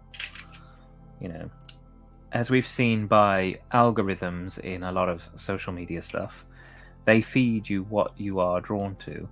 But if you don't get those opposing points of view, you will never get an informed argument developed. So, yeah. So actually, I, on occasion, will listen to or watch things which are not necessarily in my point of view, but to educate myself and to make me a more rounded individual. So, yeah. You know, and we won't go into the ins and outs of like all the different things where people tend to get very heated in discussions and topics, but yeah, but they do tend to be things linked to and but not fully exclusive to topics like politics, religion, and you know, almost anything nowadays in the modern world. Yeah. So there was a time when networks just refused to air an episode. Nowadays, people want the entire show pulled. It's crazy and scary time. Yeah, I mean, I understand there are certain things in certain shows which they don't want to show to children. For example, they took a lot of the smoking episodes where Bugs Bunny would smoke out of circulation, and understandably they don't want to advertise smoking to children. But when those animations were created in the 50s, it wasn't seen that they were advertising smoking to children. It was seen that they were just illustrating something. But nowadays it's anything, anything that might even cause the slightest discomfort seems to be, you know, instantly stricken. And I just think that's, you know, that's not the world we live in. There is conflict. There is things you have to get with and deal with in your day to day. Not everyone is going to be gentle with you through life. Life is not gentle. So, you know, getting a bit deep in this stream today. But yeah, you know, you do have to face conflict, and you do have to face discomfort. Discomfort is what actually makes you grow. So, you know, if everything was easy, nothing would get done. That's a fact. So yeah, again, just my humble opinions. Yeah. I think there exists too much censorship, yeah, and we can't hide it based on today's opinion, yeah. Education of where we come from is healthy to see where we are now. Exactly. There is a saying that if you do not learn your history, you are doomed to repeat it. So, yeah, that is, I like that saying, actually. Yeah, you should learn your history, otherwise you are doomed to repeat it. And yeah, you can't just say it didn't happen or just ignore that it was ever there. You know, and these are the kind of chats I have at work with random people in the kitchen. We just stand around and chat like this. Yeah, I mean, we also do work, by the way. But yeah,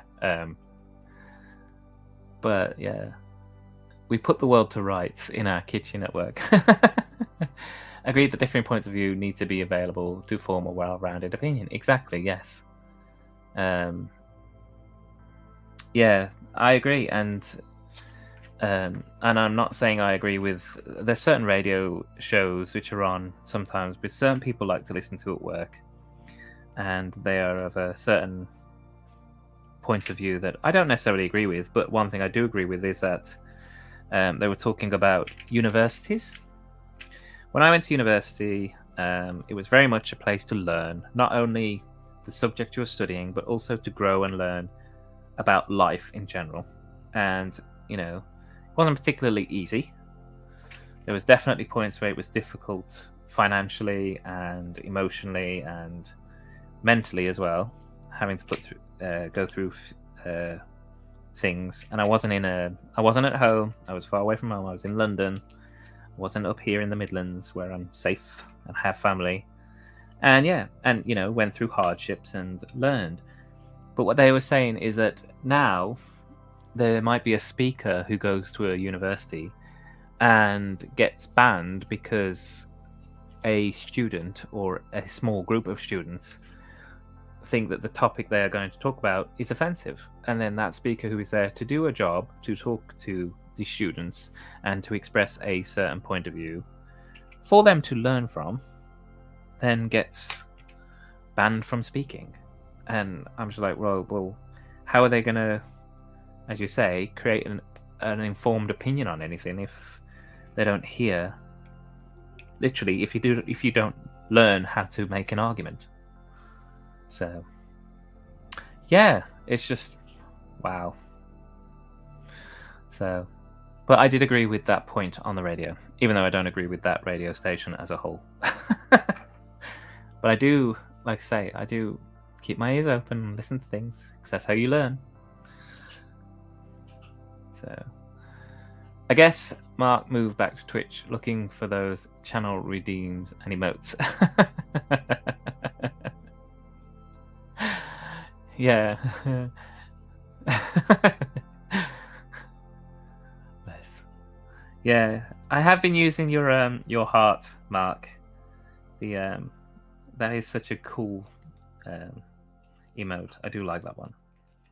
So yeah, definitely been using that in a few chats.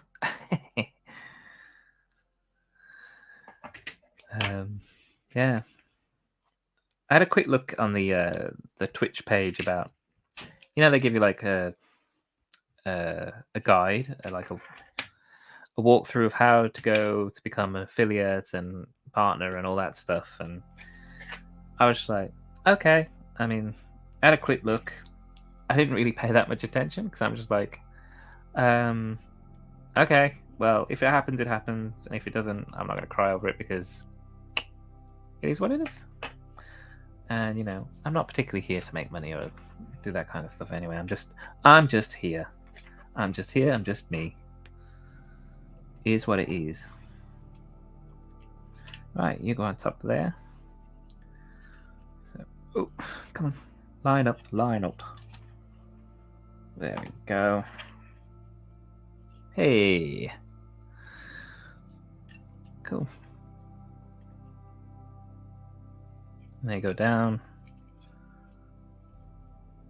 Cool. So there we are.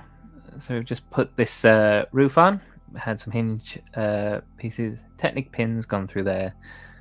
And then we've just put some, I want to say battens on the front. Might not be the correct word. And yeah. Gives me kind of big dog ears.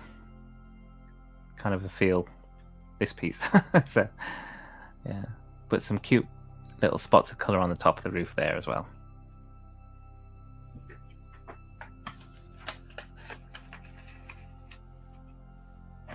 Oh, and now we're going to make a nice little angled chimney piece. Which is cute. Cute is definitely the word.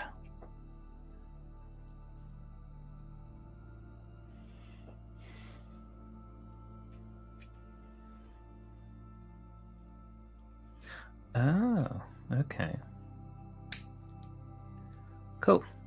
Oh, I keep building too close to me. I should build on the table. Right, build on the table. People need to see what I'm doing. So we're taking these 2x2 hinges, and I've just caught my finger. put them together, and then they sit on top of one another to create an angled piece. And I've seen somebody put a lot of these together to make one big round circle, and I forgot to put the wedge underneath. There we go. So you go. So you got those two angle pieces there. And that's giving you that really nice curvature. Ooh. On the chimney. So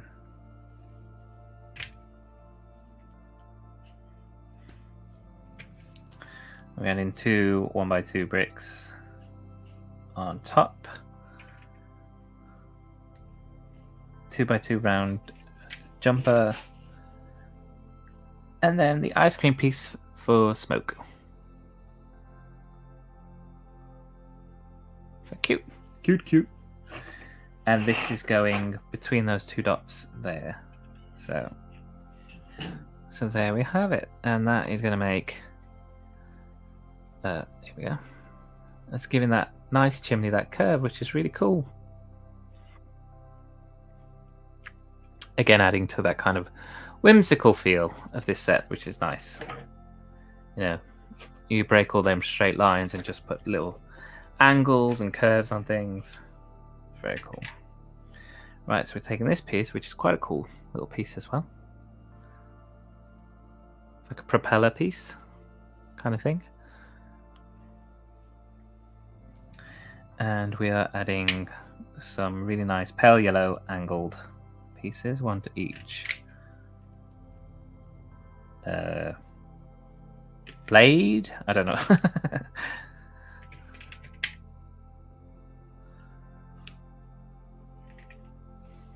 And then a cross piece, just like this one.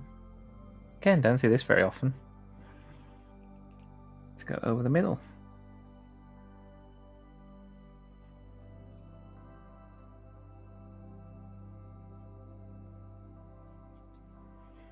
Ooh, here we go. Hot take. TV that comes in the 3-in-1 creator camera set is lame, and Lego ought to offer more retro TVs like the Mario TV, but smaller. Ah. Okay.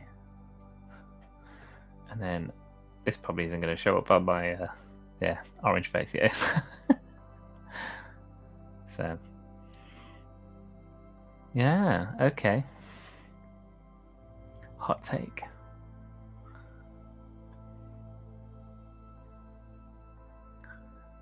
So that is Redmond's opinions on the, what was it? The retro 3-in-1 creator camera. That camera does look nice though. I mean, the main build, the actual camera itself, I think is really cool. I can't remember exactly what the TV portion of it, when it's built like a TV, looks like. Whee! That's fun. So we've just made a fidget toy, which is great. So yeah. Let me see if I can pull up the 3-in-1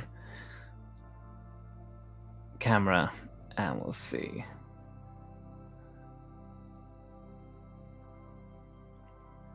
Oop. Right, 3-in-1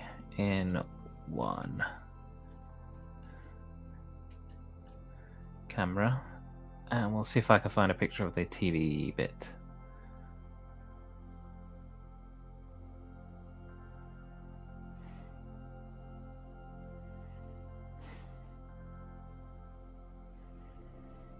Oh, come on.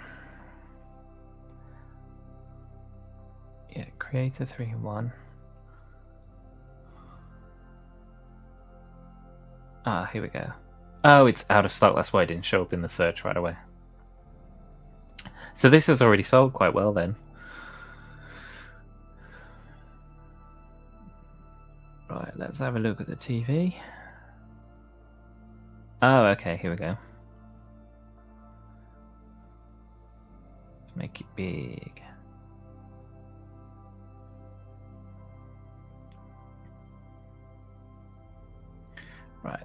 will share the screen so you guys can see what we're looking at.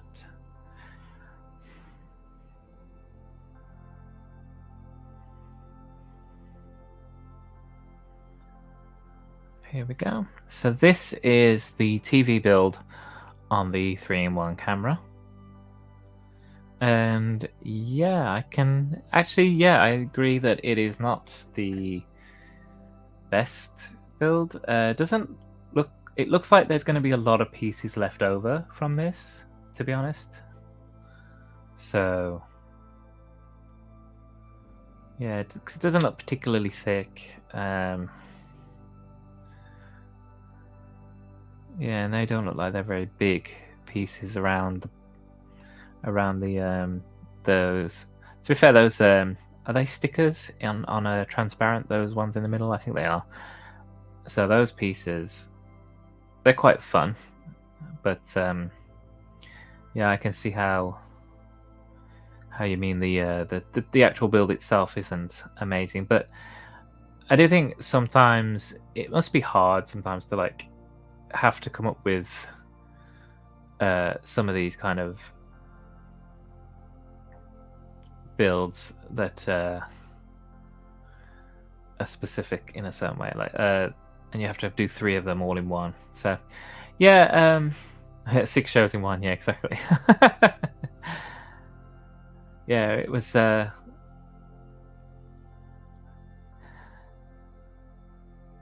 it's I mean they've made something, so they can still call it 3-in-1, I guess. But yeah, potentially there could be a rebrickable or a fan design of it, which might even be better, or even a fan design of another type of camera or something that might be better than what they've done. But we'll see. The Lego community is very, very clever in creating these things. So, right, we're on to the final bag. So, just a moment as I mute you to get that last bag.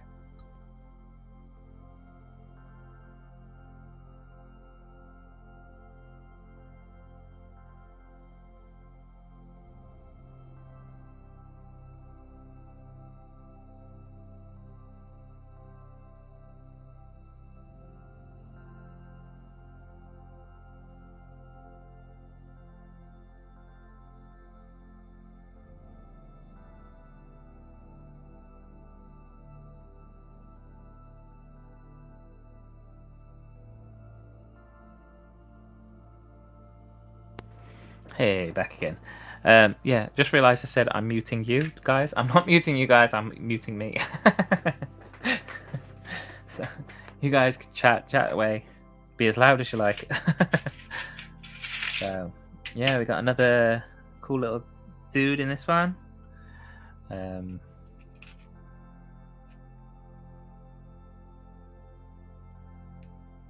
they all have the same face? Let me just look. Okay. Oops. Dropped him. Okay, yeah. So these little blue guys, they do actually have the same face. So it looks like it's all the same prints. It's just the accessories and the hats and the things that they have, which break them up, make them different.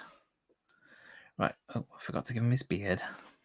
So this guy is a blacksmith. A blacksmith dream villager. So give me his. There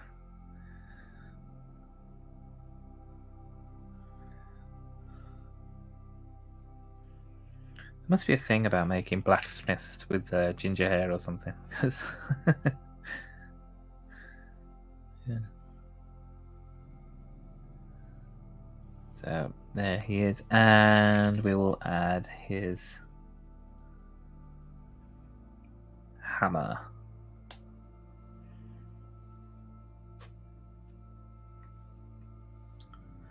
Cool. So here is the little guy with his red hair and his hammer. Very cute.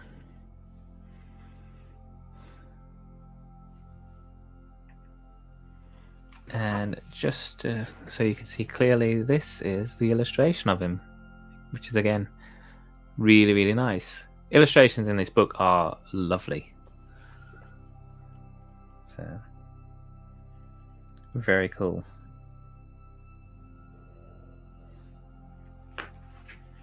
And when you look close, you can see they've done kind of like, it's not cross hatching exactly, but they've done those kind of, it's like a newspaper print effect with the dots of color to show shadow and stuff, which is really nice. The attention to detail on this image alone as well, and these images, is just really cool.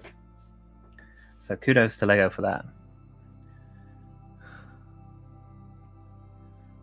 Right.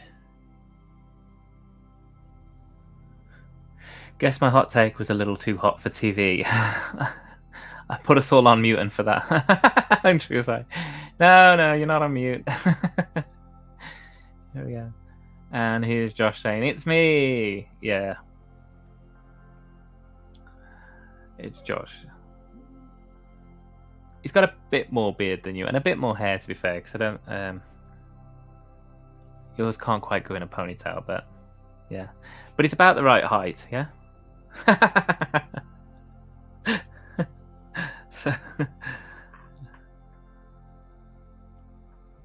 So yeah. So if you want a comparison, by the way, that would be me in purple, and this would be Josh. IRL. Yeah.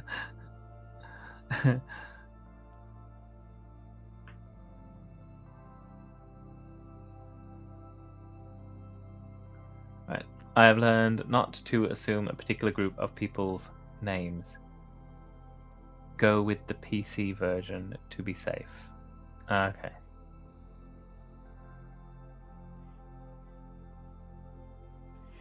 Fair enough. Go with the PC version. Oh, and Josh just piped up. I see, I will remember that. Okay. That's fine. You're shorter than me. It's a fact.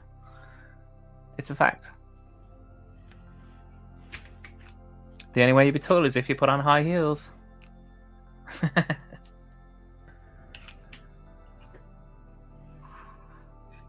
So far we've got 2 bases, 2 tops to this build, and now it looks like we're building another base, blacksmith base for this guy.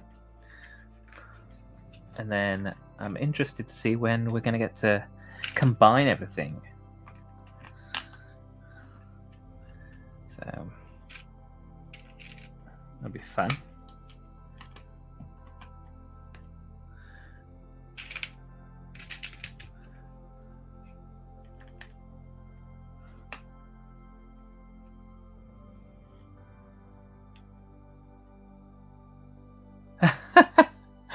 Oh Lord. But I'm Mac. I need the Mac version of this app you're using, Monoc. Yeah.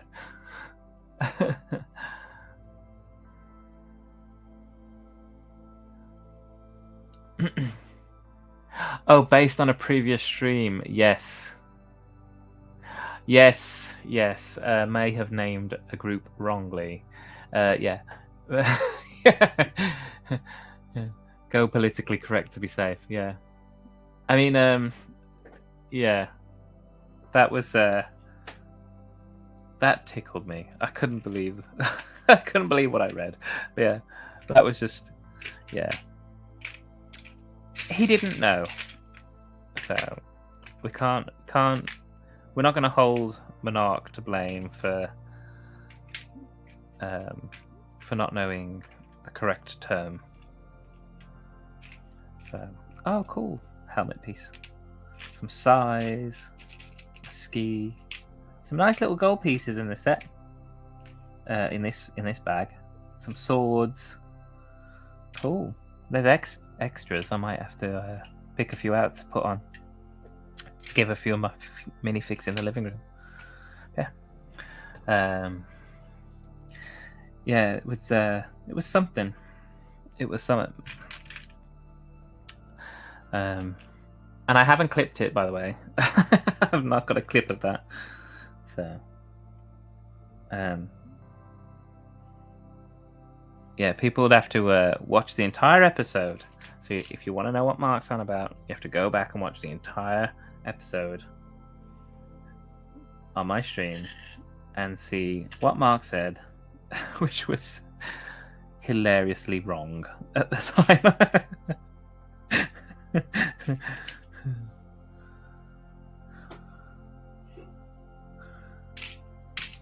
Oh, where's this little bracket? Come on.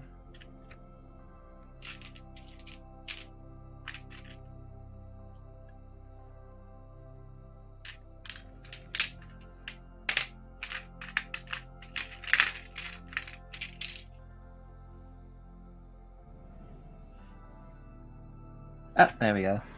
See, found it. Right. So cool. So here's a little brick-built anvil we've made. Oh, the light's a bit bright. Yeah, so don't know if you can see the detail in that, to be fair.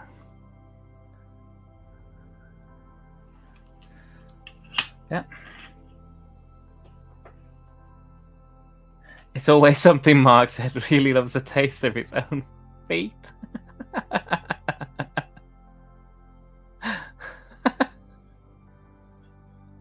That's so good.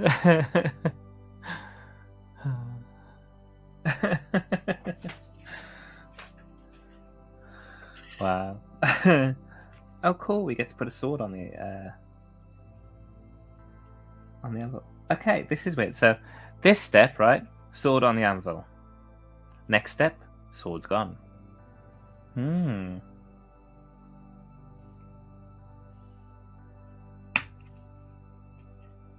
So we'll put the sword there and we'll keep it there. But yeah, so look. Next few steps. All the steps after that, actually, the sword's gone. Well, we'll leave it there. It's fine. It's not doing any harm. I say that, and then later on I'm going to have to remove it for something silly.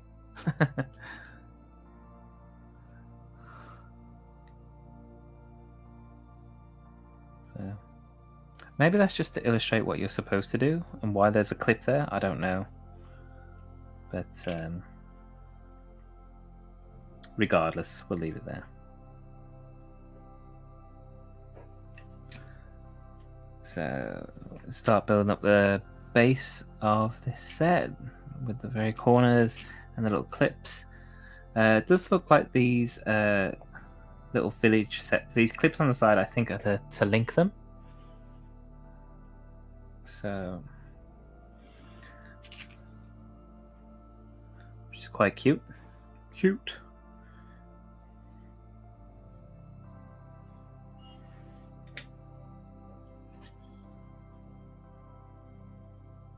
Oh, it's not great enough.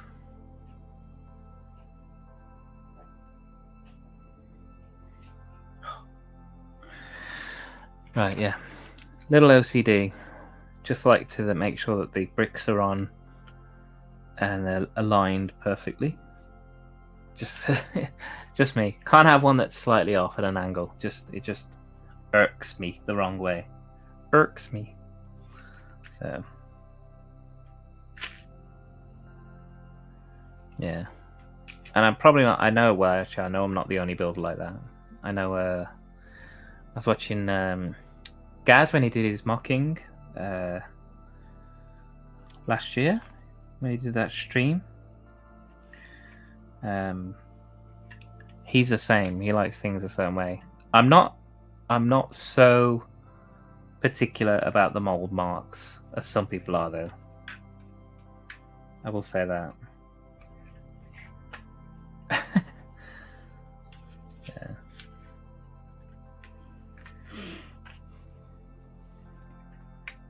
Right.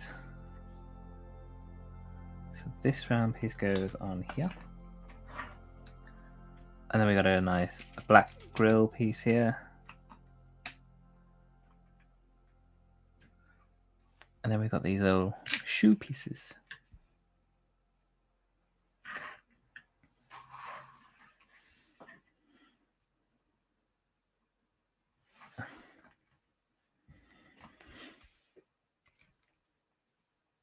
I've missed something. I've missed something.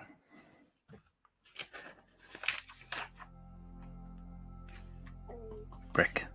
I've missed a brick.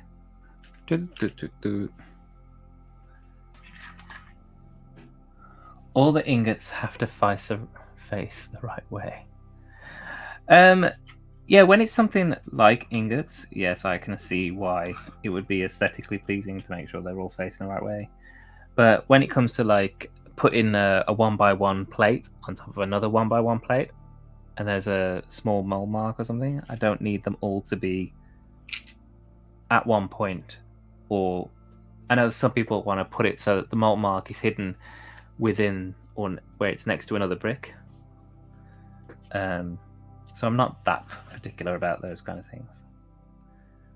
I like the bricks to align. I don't like them being at angles. Unless they're supposed to be at an angle. So, yeah.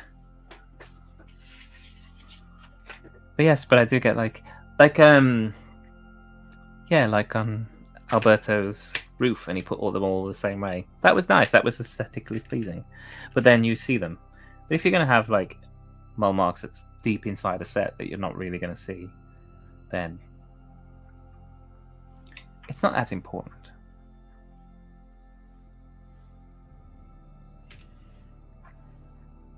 Personally.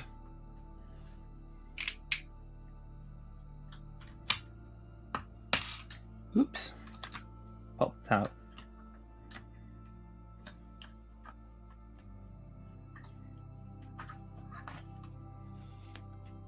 Saying that, I don't think I've done a set with a lot of ingots all next to each other.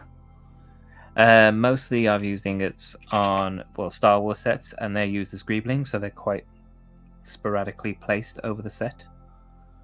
They're not all in one concentrated lump.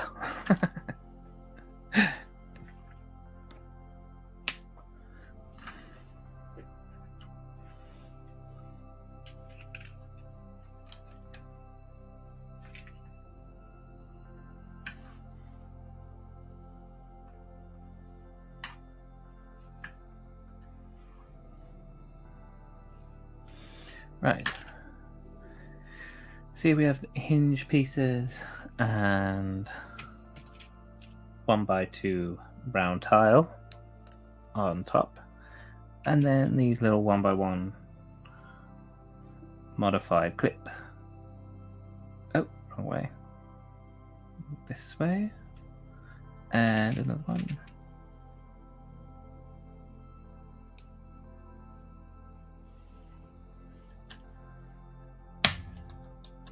Boom. Click. Oh no! Turn into gas. Click.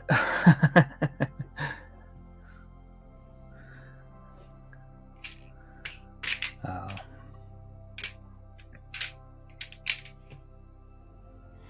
Mark, are you going to be ready in 3 weeks for your display piece? Oh no, you want to finish it now, actually. Yeah, sorry.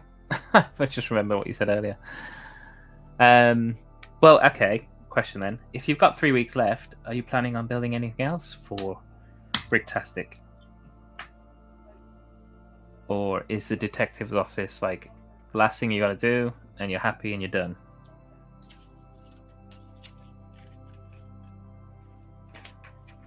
Because if I had 3 weeks, I know I'd be like, right, I'm pretty sure I could fit this in as well. And try and squeeze in another project. And that's because I like to live under pressure.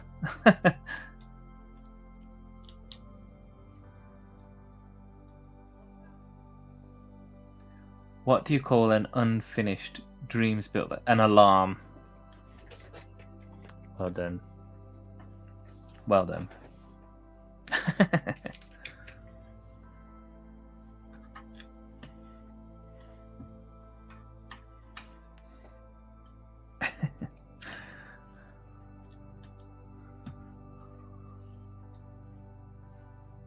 What was the one I heard a dad joke at work the other? I mean, to be fair, a lot of the people at work are old men, and they told a dad joke. It was Gavin, and he says, "What do you call a cow with no legs?" Ground beef.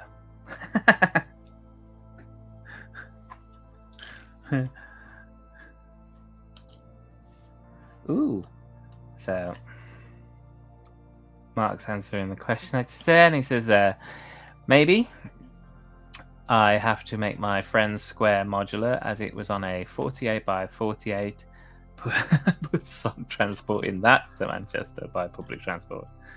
You are never done as a mock builder and can always add more. Yeah, fair enough. I think that was one of the things they mentioned in their first stream on the two mockheads was, you know, when do you feel like you're complete, or are you ever complete? I suppose with Bricktastics, you're complete when you've got to take it there and just put it on display. That's probably going to be the way with Tech and Sam after watching what Sam was saying yesterday. Bless him. Yeah. It'll be a Naboo pod drag race as opposed to a full circuit if they don't get it all finished.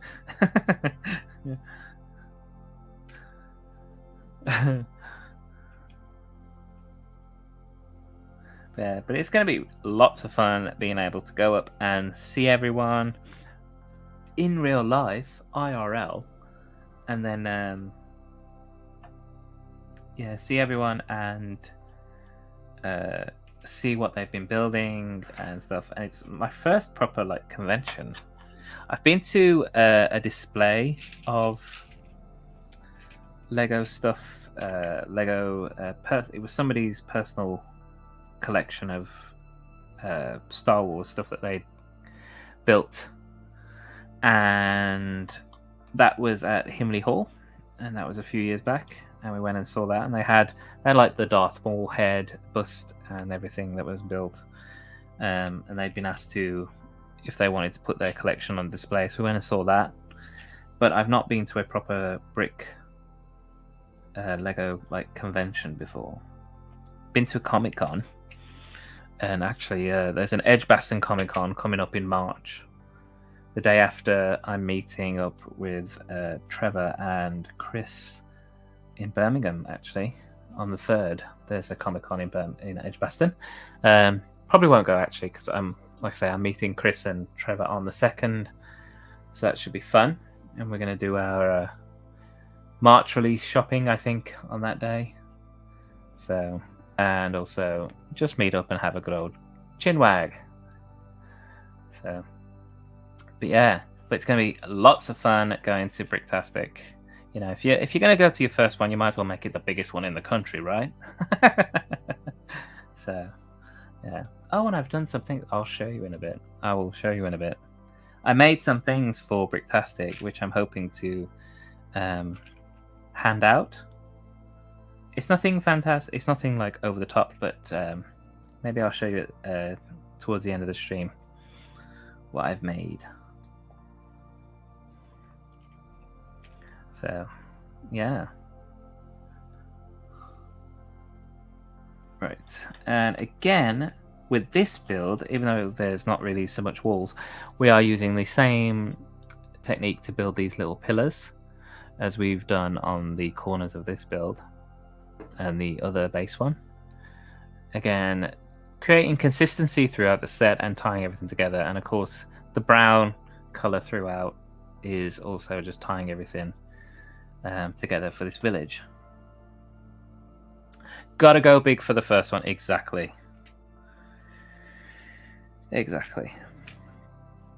You just hold your breath and dive in. Dive in the deep end.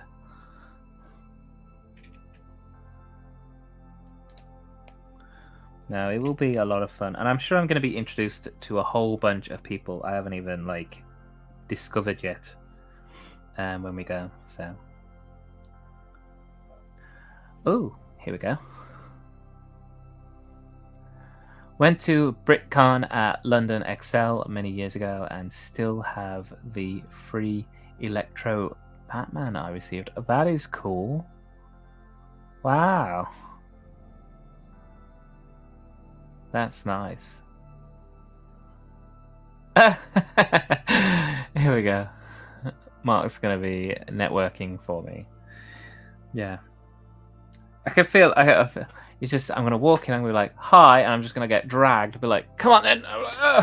We go like, right, this is this person, this person, this person. Hi, this is this person. So yeah, no worries. Happy to do so. I'm going to be like, they're going, selfie, selfie. Well, actually, I'm not big on selfies, but like, I'll be like, hey. Actually, I'd be more likely to say, oh, give me your social details. Give me your socials and stuff. So, yeah. But if people want selfies, that's fine. Carl will be with me. He'll probably be taking loads of photos as well. So, that'll be cool.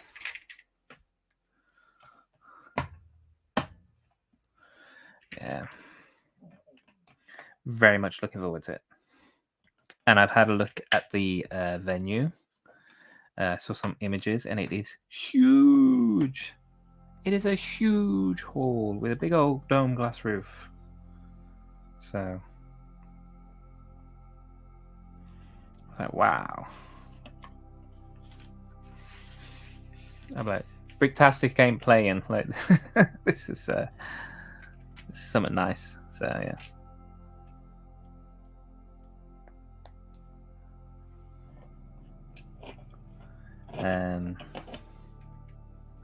Yeah. Is there like I don't think I've seen anything, but there's not like a theme, is there? Like, you know, how some conventions and things have like a running theme through everything. And I know obviously you can't really do that if everyone's building mocks and stuff, but like, you know, like they'll have like the Prides in Birmingham, they have themes every year, and it's very loose. It's just a title basically. But does Bricktastic have necessarily a theme? Because I don't think I've seen anything. Yeah. I'll make sure you both are comfortable, don't worry. That's cool. Thank you very much for that, Mark. Networking and wingmanning is the name of the game. No worries. Yeah. Cool.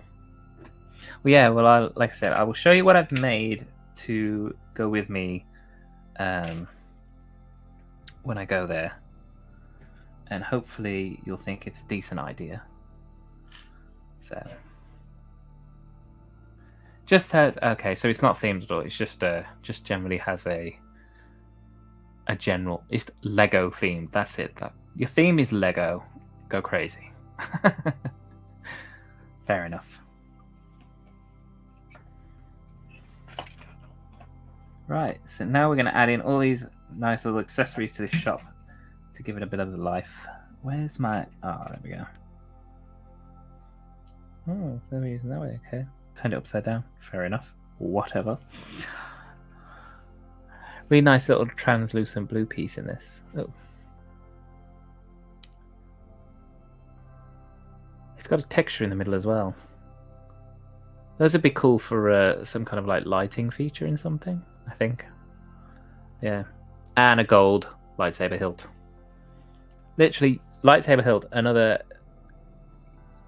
usage, like loads of sets.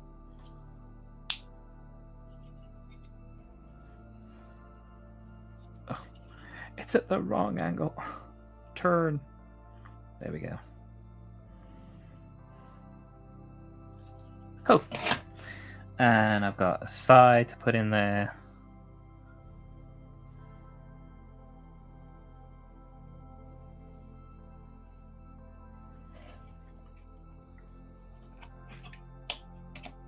It's cool how all these armaments are like golden.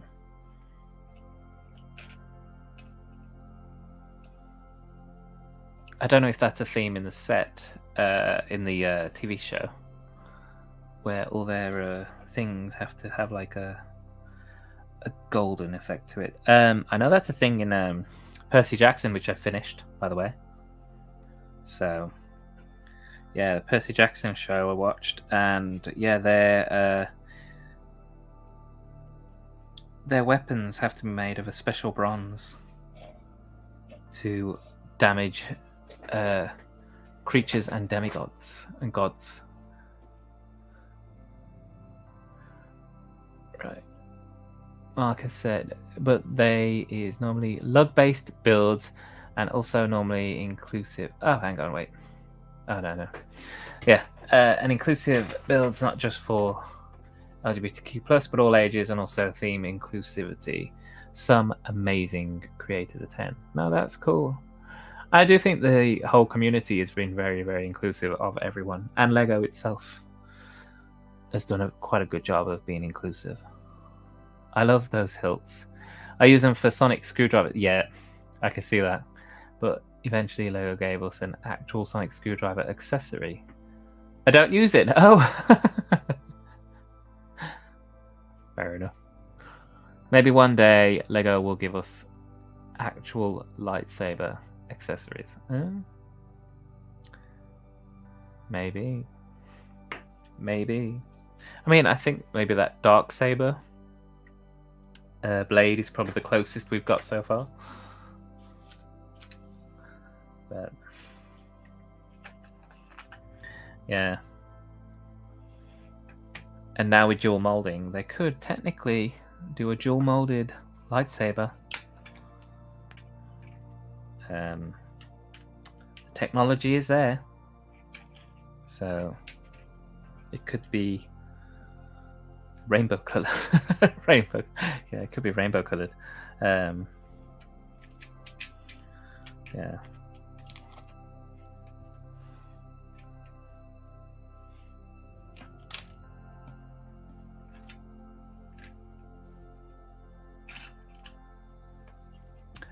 Did you guys watch London Calling? I know Mark was there. Redmond, were you on? Did you watch London Calling yesterday?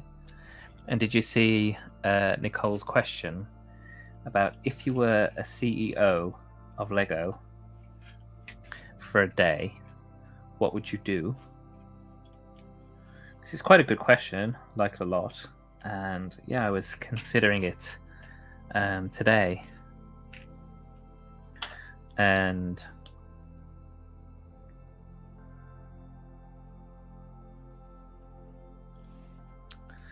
I think if I was CEO of Lego, I would. I mean, I liked the point about Lego being too secretive about things. Like, that's not really necessary. So,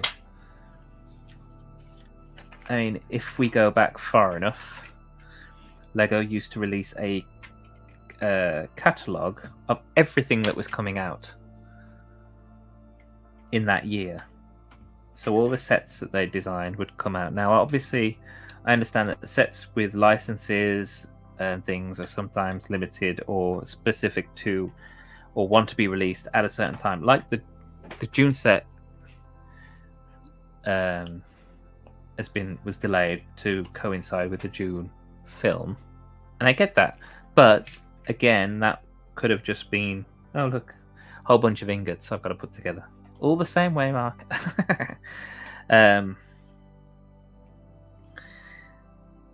So I get that certain things have to be released or delayed and whatever, and I don't want the embarrassment of having to say this, saying, right, it's going to be out this time, and then later on it's not going to be out because of XYZ reason. But still, not giving people enough time to save up in order to get certain sets, or then having... The other thing I would say is sets have to be on the shelves for a minimum of 2 or 3 years.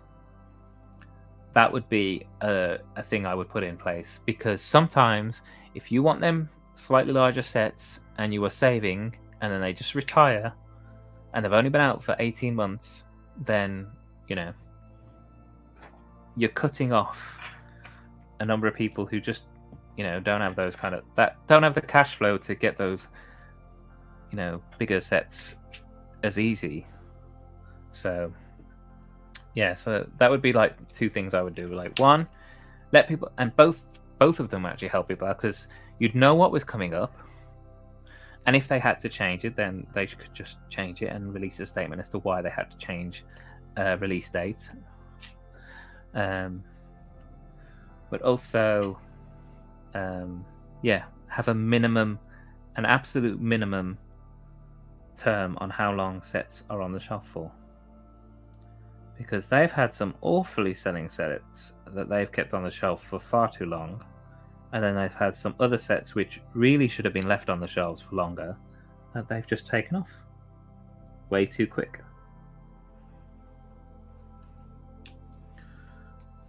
Oh, that did not go down straight.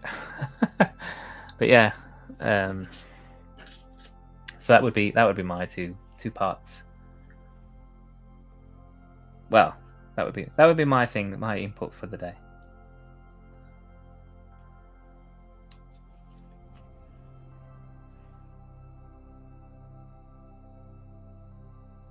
I think. Ooh, come on. I was between streams. Hang on, let me highlight this message so we can see, everyone can see what I'm saying. I was between streams on Friday, so I didn't see it. Saw Mark's comment about the ice cream parlor on rewatch. He just can't help himself. Yeah. No, bless him. But yeah, so the question was like, yeah, basically, if you were CEO for a day, what would you implement in that one day?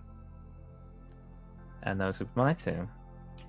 So yeah, well, that's the two I thought about today. So as Lego CEO,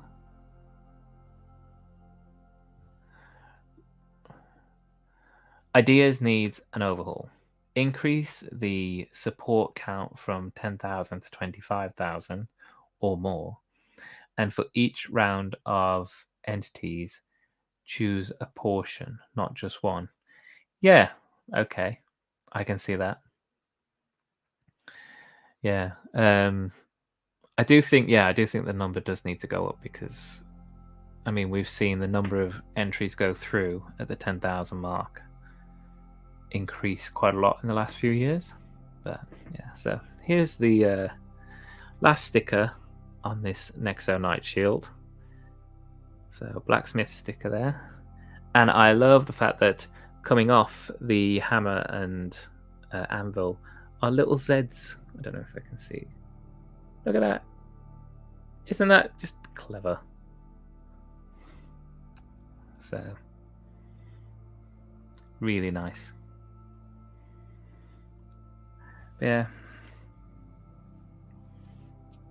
I do like the ideas range, and obviously ideas has given spark to some very good themes that have gone into Lego. But I mean,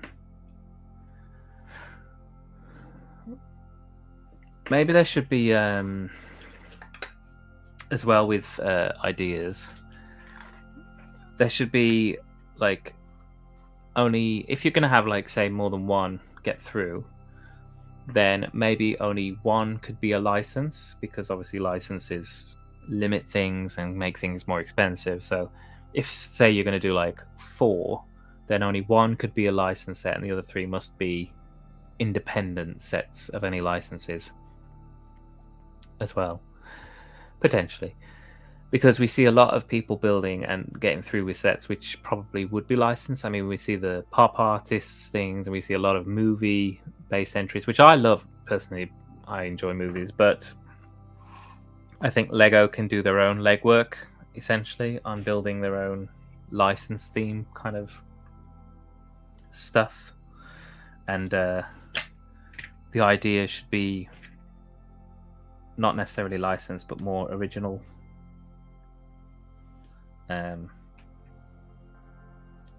Maybe. So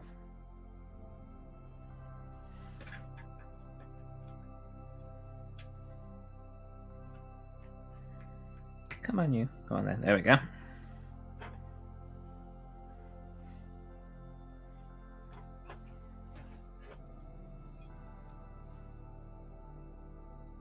Cool. So we've just finished this little like castellated roof piece.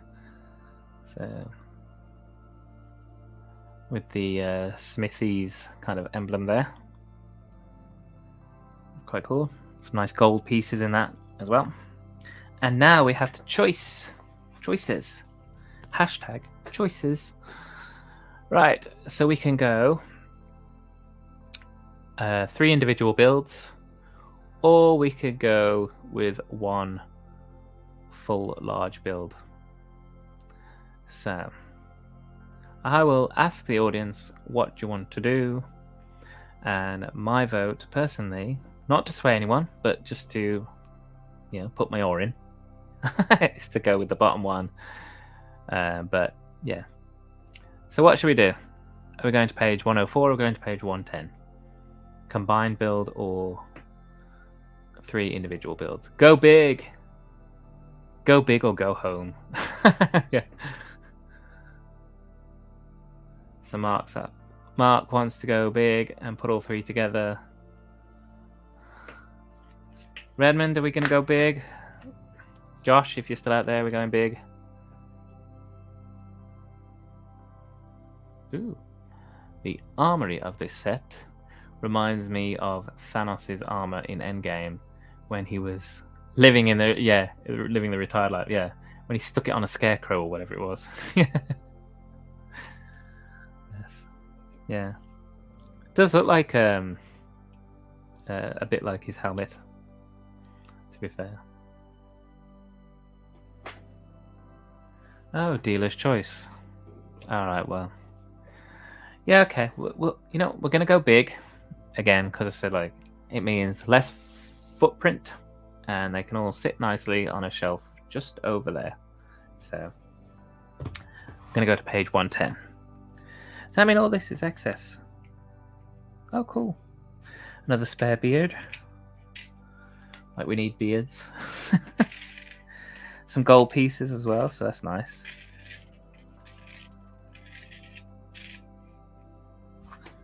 Rightio. I'm gonna go 110, 110. Okay, so again, first time doing this. So I'm assuming that because this is blue, all the blue theme pages then match those. Okay, nice touch. Oh, that's a nice image. Look, so that's the drawing of the 3 independent buildings. It's really cute.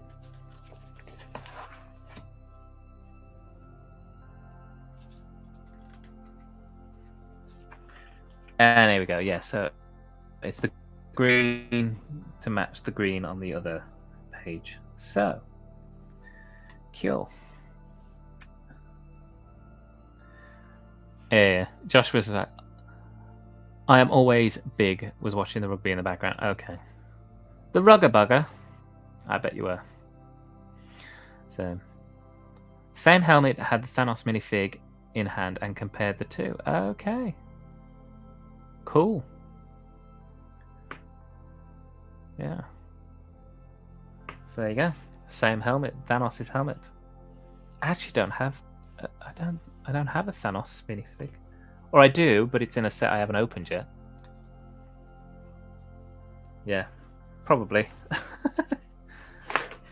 I got a few sets I haven't opened just yet, but yeah. Rightio. Let's get to building. So we're taking the orange and brown with the purple door piece first. And we are connecting... So what is he?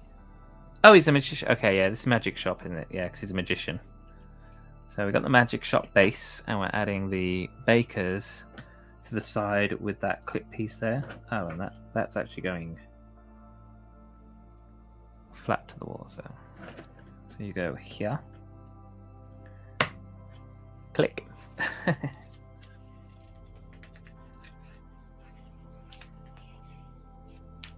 And then we are swinging it round to make a full square base. Oh, nice. Okay.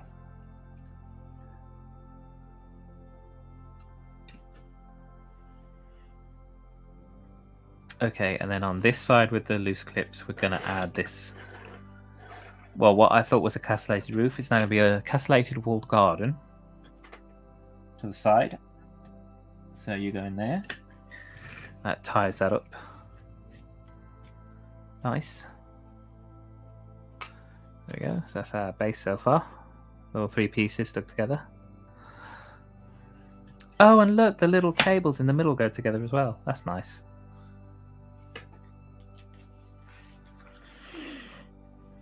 Okay, we're adding the pink roof with the magician sign, and we are going over the blue side. So we're actually putting that over the baker's side of the build. There we go.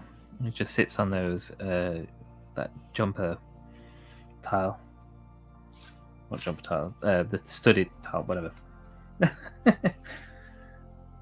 Okay, now we're putting the armory, the blacksmith armory piece above the magician shop. There we go. On there.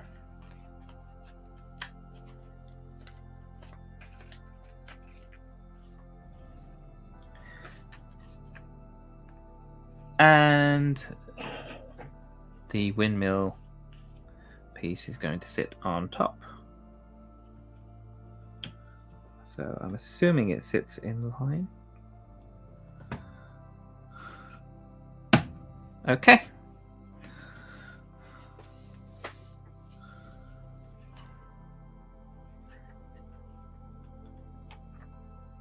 Cool. So here we have it. Ooh. So be careful when picking it up. Right, let's make me big so I can show you. Hey, hi guys. So there we are. There it is from the front. And if we just spin it around, there it is from the back. That's really cute. It's a really nice little set. And then there is a bit of a gap here between the top part of this side and that side, but I mean, for a display piece, it's cool. I say I'll probably pick the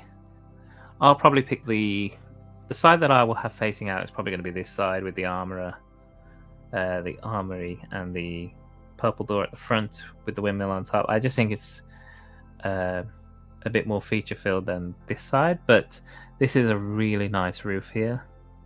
So I can see how having all three buildings and then having the one building, there's pros and cons to both, basically. So if you had the three buildings, you could get all the little features, display everything. And then if you're having this one building, if you're going to just put it on a shelf, then you're probably just going to display one side or the other. But yeah, but that's really nice. And again, here's the illustration of the large build. So let's see if there's anything else. Nope. Just showing you all the other sets in the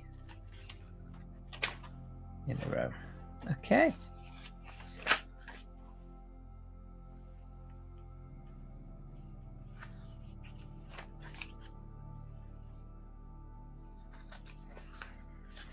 Very nice. A very cool little set there.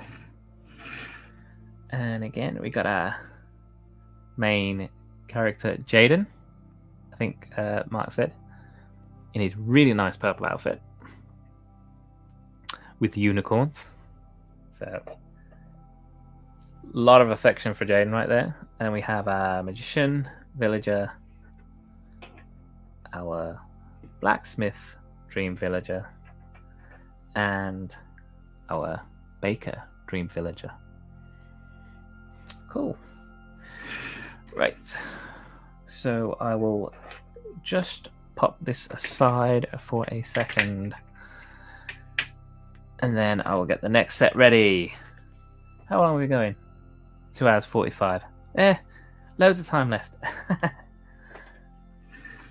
And my coffee's gone cold, but it don't matter.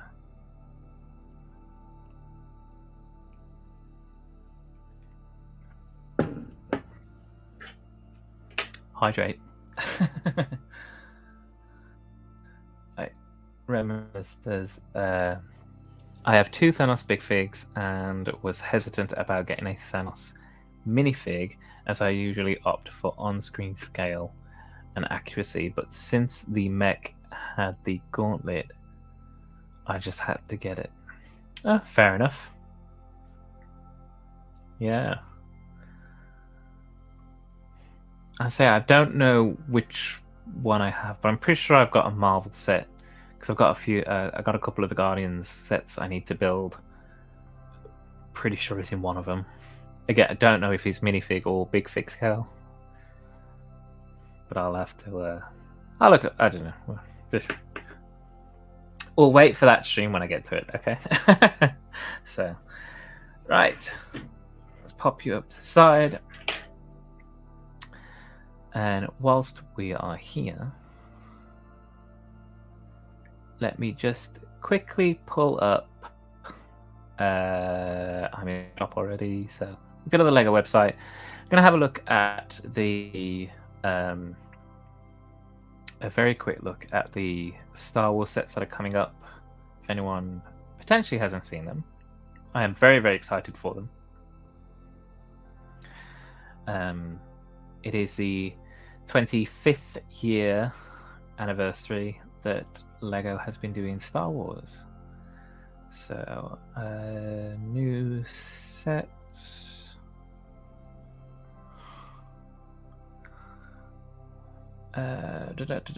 Sort by, and we'll go newest. And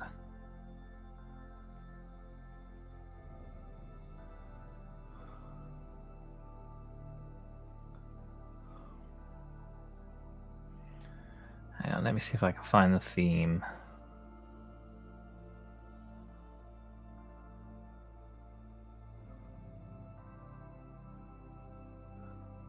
Here we go. Star Wars.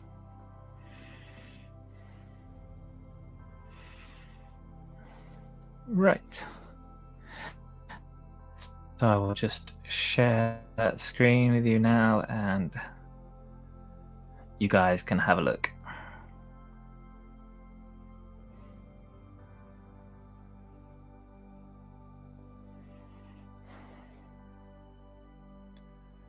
Hey, there we go. Right. So just have a look at those for a minute, and I'll grab the next set. So we have the Millennium Falcon. We have the R2-D2 set. The Millennium Falcon is obviously the MIDI build, and we have the R2-D2. It's not UCS, I don't believe. I mean, he has like the UCS kind of plaque, but I don't think they're technically classing it as a UCS build.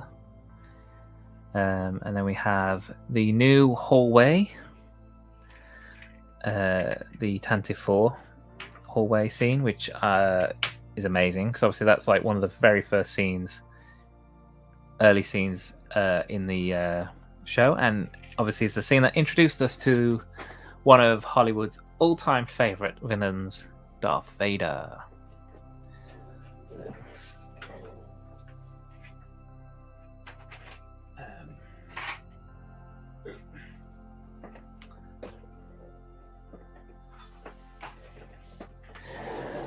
Next to the boarding of the Tantive 4, we have the MIDI Tantive 4 itself, which is a really nice little model.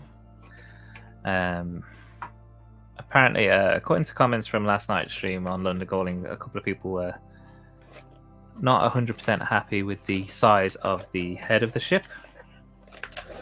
But I think a quick modification would solve that if you're that bothered. Personally, I wouldn't would bother. I would love the ship for what it is. And then finally, you've got the Invisible Hand, which is the ship that Grievous commands at the very beginning of, I believe it's Revenge of the Sith, the third and final prequel film. It is in the battle over Coruscant, and it has a feature where it splits in half, just like it does in the film, and it's the front half which then crash lands into the city planet Coruscant itself. So, yeah, really nice sets across the board. Personally, I will be getting the R2D2 and the Tantive 4 hallway, I think. They're the ones with the exclusive figs, and I just definitely don't want to miss out on those. FOMO is driving the purchase for those two sets, to be honest. And then the 3 MIDI scale ships, I actually think will be around for a while, so no rush for those just yet. But yeah, I could also see Lego pulling a funny one and maybe trying to retire them at the end of the year because of the whole 25th year anniversary platters on there. But we'll see. Yeah, so that is what is due out in the not too distant future. So, yeah. eBay had a lot of decent custom big figs, but one day they all went away. Maybe Lego got upset. Luckily, I was able to snag a Venom, Armored Batman, and Ironmonger for cheap. That is really cool. Armored Batman is a good one. Venom, I mean, to be honest, they're all pretty cool. They're all pretty good. So, yeah. Wow. What do you think of the Hulk with the like detachable hair and stuff? And I've seen people put the big fig Thanos head on the minifig as well, which I think is hilarious. So yeah, so the big fig heads on the minifigs are just brilliant.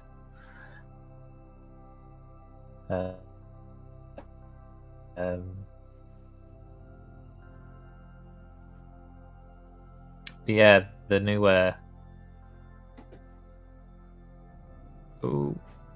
oh, I think my stream is a bit laggy.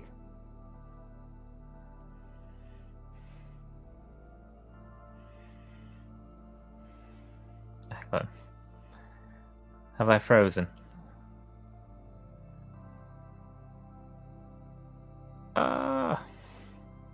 Sorry if I've frozen.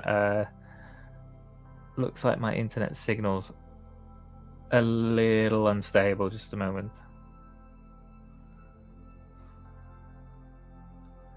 Right, might just close those tabs and see if that helps. Okay. Hopefully that's okay. Okay, cool. Yeah, we can hear you. Brilliant. Thank you, Mark. Yeah, okay. I've closed all the other tabs now anyway, so yeah. And the signal's gone away. So yeah, I think it was I think it's the Lego website. It's just such a I think it's such a draw on resources. It was like pulling away from the actual stream stream bandwidth itself. So yeah, okay. Wicked back. Yeah. Cool. So now we're going to do the... Oh, I haven't showed you the box. It's on the floor. Yeah, we're going to do the Narwhal set. Look, Redmond, look what you're missing out on. Mm-hmm. Look at her. Look at her. Look at that hair. So... Just plain devil's advocate.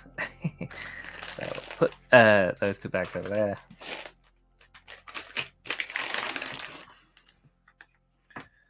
Get this out.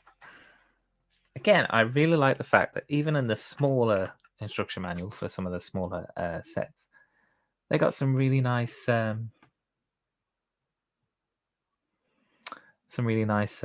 illustrations.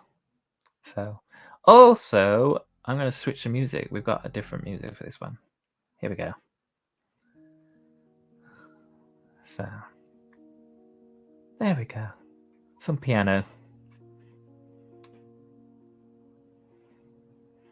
Again, this is a really nice piece of music I found. Royalty free as long as you put in your description the artist and stuff. So yeah, you'll find that in the video description down below of the 2 songs that I've been playing today, if you're interested in it. Yeah. Right, let's get this build cam back up again. Hey. So this previous set is just sitting here, just a cam. You could just see the edge of it. And we'll get on with building the narwhal.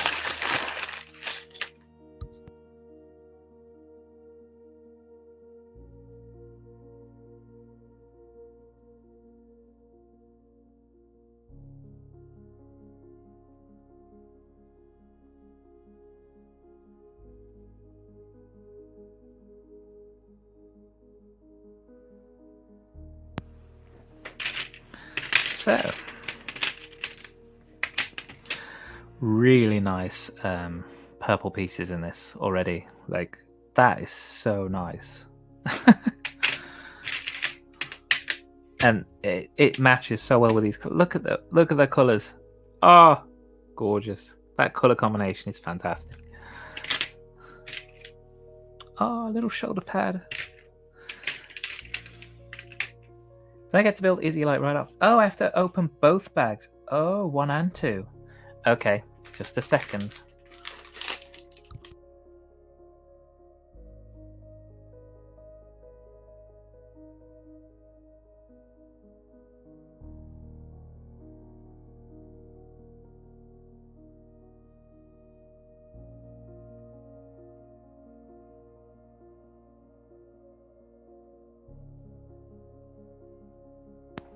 Guess what I've just spotted? Can you see it? Can you see it? Can you see what I see? Right here.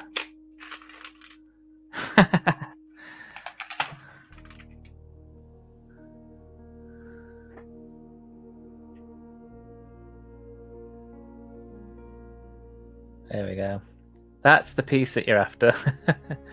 It is a phenomenal looking hairpiece. Yeah, exactly. Why is it numbered? What's the point? Why not just put it all in one bag? You know? Or just call both bags 1. I don't know. Hey, I don't make the rules. Yeah. So, again, some really nice illustration right off the bat. And here's Izzy. She's first.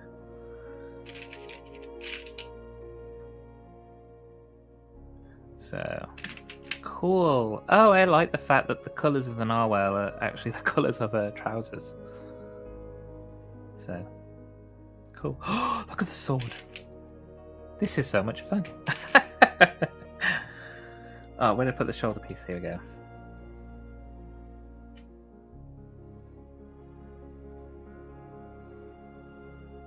Okay, so we'll show you the whole body. So before I put the hair on, which is fantastic, we got the printed legs. As you can see, they are dual molded as well, in that lovely blue and purple. That printed torso is fantastic. That's orange. White sleeves, printed on the back as well, and we've got the 2 expressions on the face, and the face as well has got these like little stars. I don't know if I can get it close enough to show you. Like where you'd see dimples, there's like little stars just on the cheeks here. So really nice printing work on this fig. Wow. So, and there she is with her wonderful luminous hair. Look at that. Wow. That's so cool.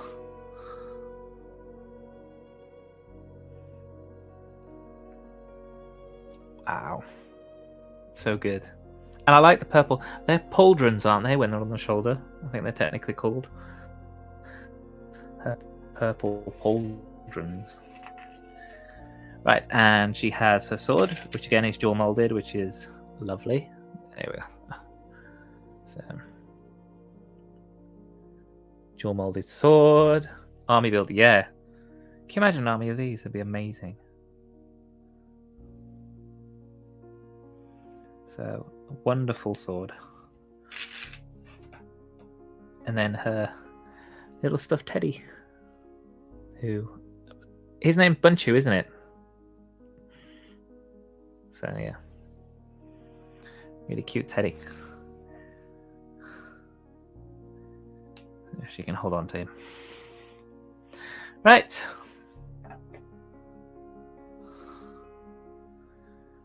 Right, that's the end of the stream. Bye. Yeah. Yes. We're not stream. We're not ending. We're building. Oh, I get to build the bad guy as well. Cool. Right off the bat. Nice. And he looks like a bat as well, so. Okay, so the bad guys have the little black bodies in the same mold as the good guys, the dream villagers, have their little bodies, so that's cute. And we've got a neck piece for some back attachments. Little head. Where's your head gone?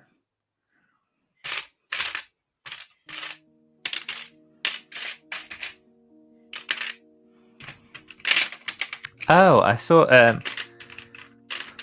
Mark, I saw your comment that the gay AFOL, two gay AFOLs mentioned. I think you already know the answer to this question, but how's your head?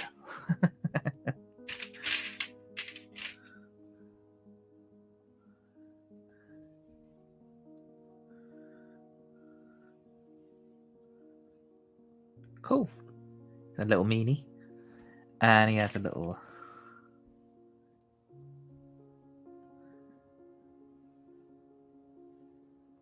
bright pink hairpiece. Oh, we've got some clips going on the back. Oh, here we go. So putting some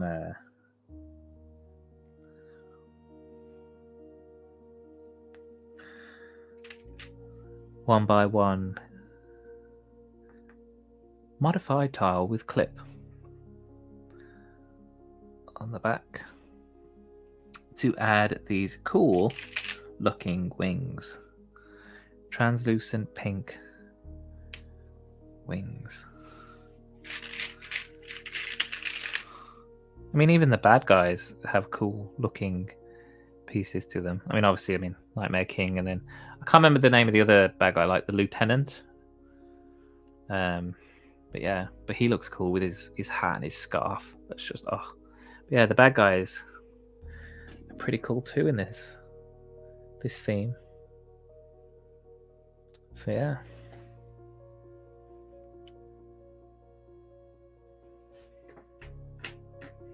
Oh, he doesn't really stand up with them wings. Oh well. Oh, hang on. Something else. A purple carrot. Oh. Look. My head. Do you not get the reference? Oh, I thought it was you. I'm sure it was you who got the reference. With the, how's your head? And the response, correct response, and only response should ever be, no complaints.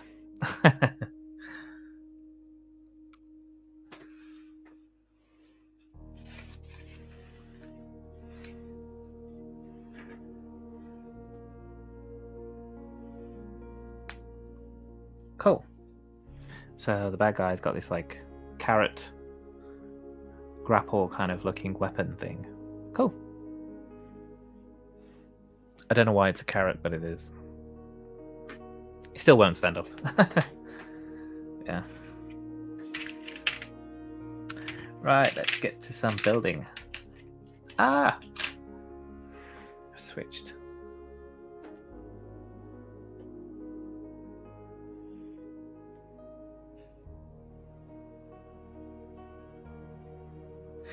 It wasn't me, but true that.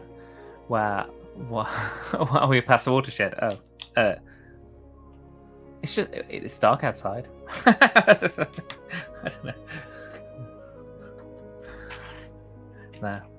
Must have been somebody else then. But by the by, yeah. RuPaul's Drag Race reference, that is, by the way, if anyone's wondering. Kids, do not go and Google it. Do not do that. I don't think any kids watch my streams. I don't know. Most of my audience is adult age, 24 to... I can't remember the age thing it puts on the analytics thing, but yeah. But adults mostly. So I'm not really worried.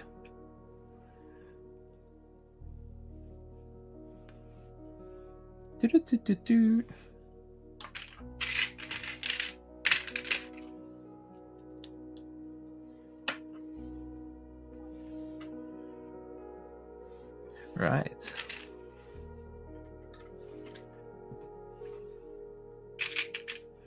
So in all fairness, this isn't going to be a very long or very big build. So I only just make the 25 plus bracket.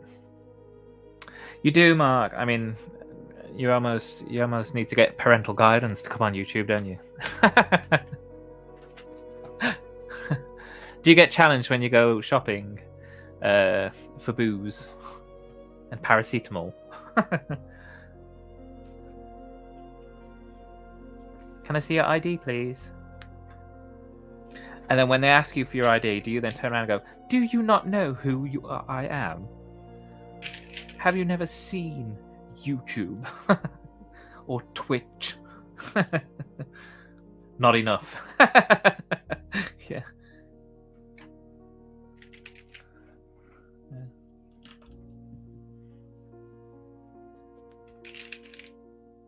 Oh. You know, when I was working in London at the South Bank Centre, I had an instance where somebody literally said, do you not know who I am?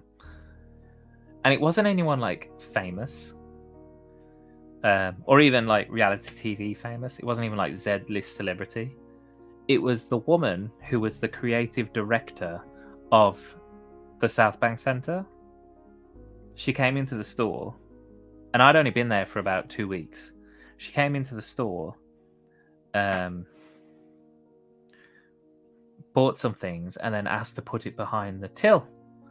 And of course, we had a policy where we don't mind holding people's shopping if they were going to go see a show or something at the Royal Festival Hall. So, like with everyone else, I said, okay, can I take your name, please? And she just looked at me and literally said, don't you know who I am? And I was just like, no. I was like, no. And she's the creative director of the South Bank Centre. And I was like, no. And then later on I found out who she was. And it was like, oh. Because another member of staff had come up and gone, oh, that's such and such. I was like, why are they being funny with me? Like, what? Who are they? They were like, oh, it's such and such. And I was just like, so? I was like, do they know my name? No. So I was like, yeah.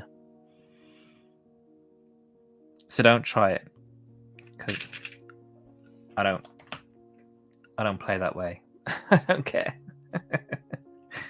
Yeah. Don't you know who I am? No. Do you know who I am? So yeah.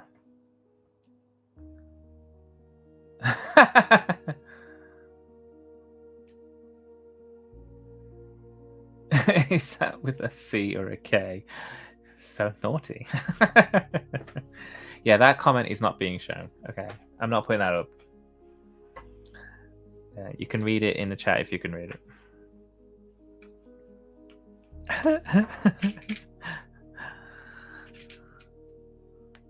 But I agree.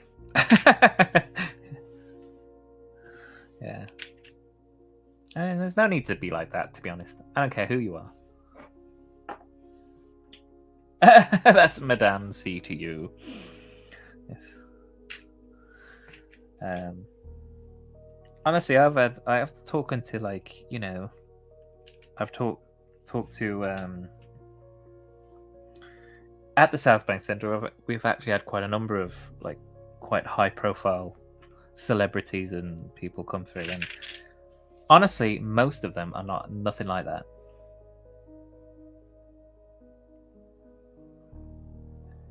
After the watershed, I just said it was dark. So I get it now. It's Monarch after Donarch. That's what's come out. Sun's gone in, and the true Monarch's come out. He's been influenced by the moon. Yeah. Yeah. Yeah. Proper. Like. I mean, I've spoken to Emma Thompson and Dustin Hoffman, and we had Mick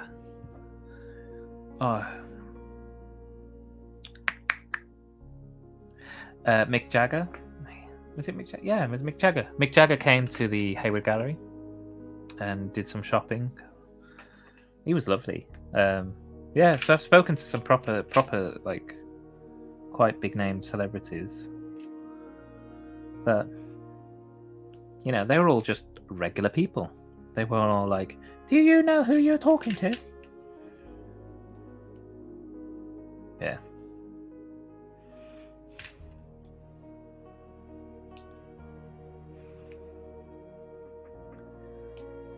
I've had many celebs over the years come to my till.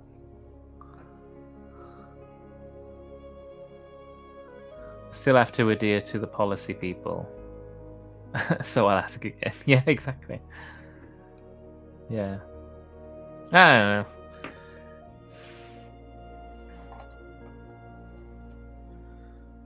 People with low self-esteem and big egos.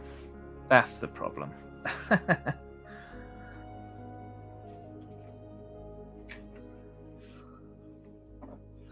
Yeah. IDGAF.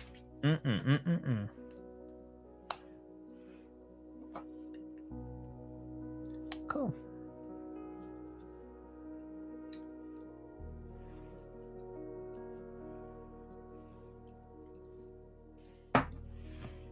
Nice.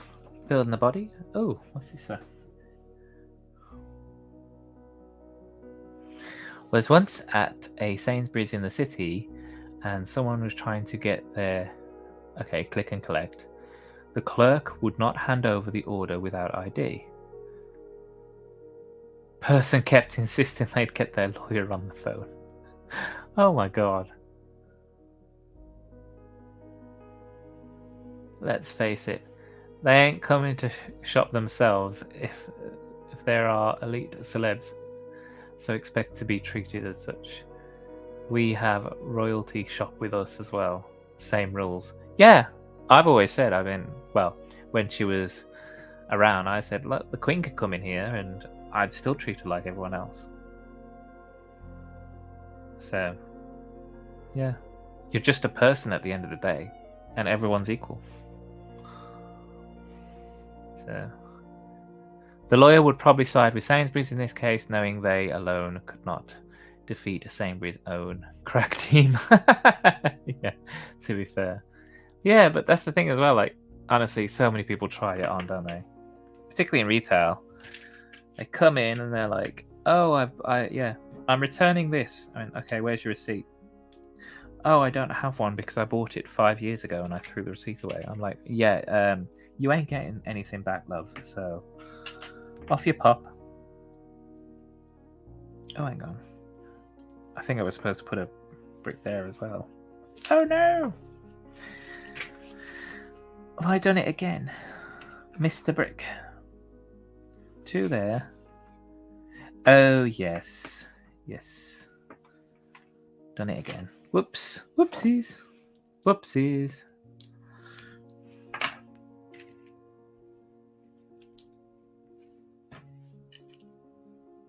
I need that,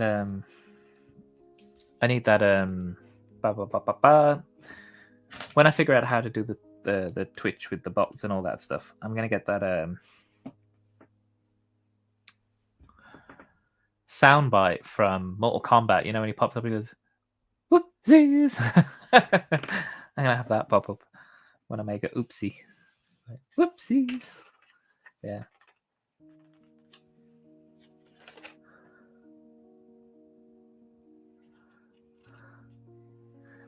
I'd ask to see proof.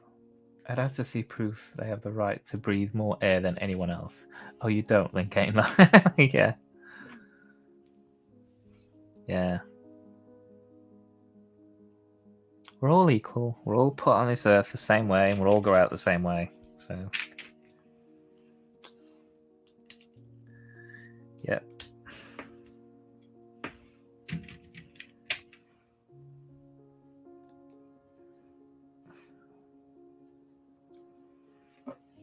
Build on the table. Build on the table. Cool. Yeah, really nice colors. The white as well. Good color choices. Gotta commend the Dreamzzz team. Dreamzzz team. Ha ha ha. I like what I did there. I like what I did. For yeah, their color choices and such. Oh look. That's gonna go in there. That's nice.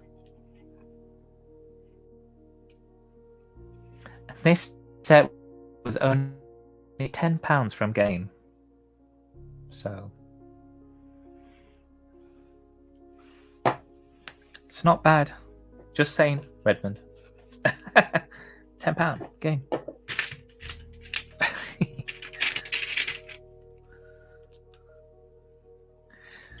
But I'm not enabling you. Please spend responsibly. But what I am saying is £10 is less than the, what is it, 15 that it's advertised at?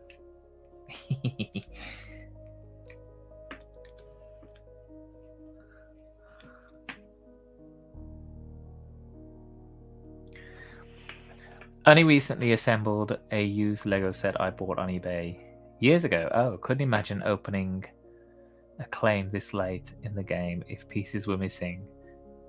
And I just take the blame at this point. Yeah. Yeah. I mean, yeah, I mean, you know, there's statute of limitations, you know? Everything has time limits. I am not the enabler here. Hashtag just saying. Well, you know, I'm just giving people their options and strongly urging them to follow the options I am giving them.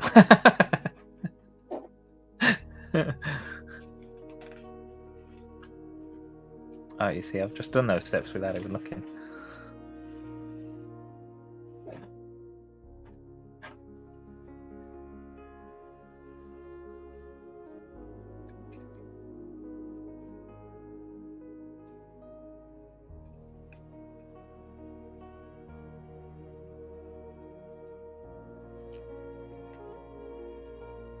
Nice.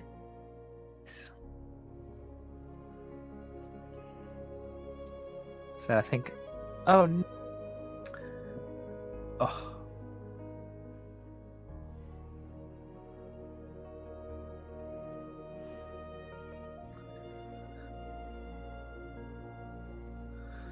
right. Let's bring you up. I think it's the time as well that's having an effect on my internet. I think everyone's jumping online. It's 5 o'clock. It's after 5. So, let me just quickly go on my phone and make sure everything's okay with image and everything. Just because don't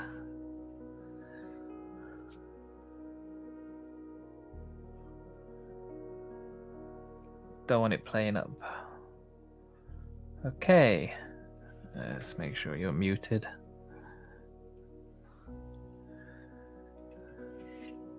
Okay, right, so I'm using my phone as a monitor so I can see what's going on, just to make sure that the stream doesn't drop out.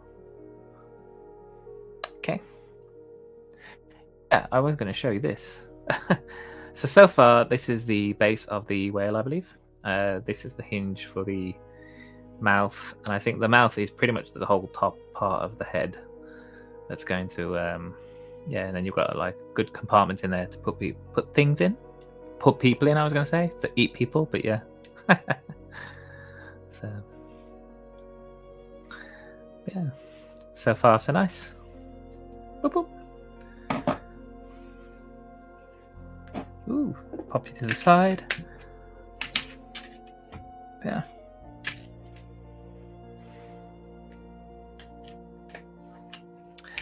So yeah. Nice music, isn't it? Very calming. Love a bit of piano music. You know, not every Saturday night it has to be beats and tunes and all that stuff.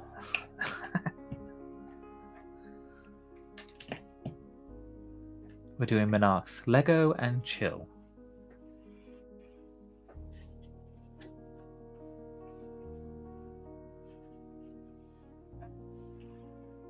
Right. So. Love this purple. Love this purple.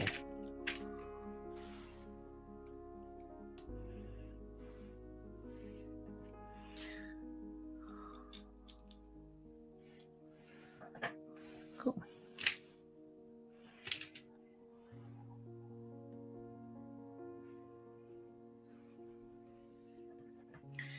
You are, and I am here for it.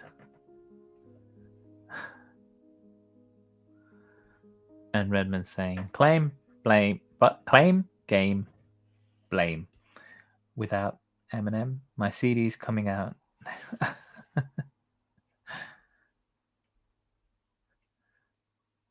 And I'm coming after you with my mad rhyme skills. Cool. So yeah, going to be available on Spotify, on iTunes, all good streaming platforms. Redmond, MC.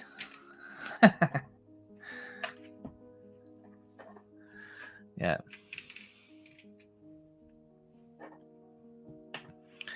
I mean, if RuPaul can release a song, anyone can.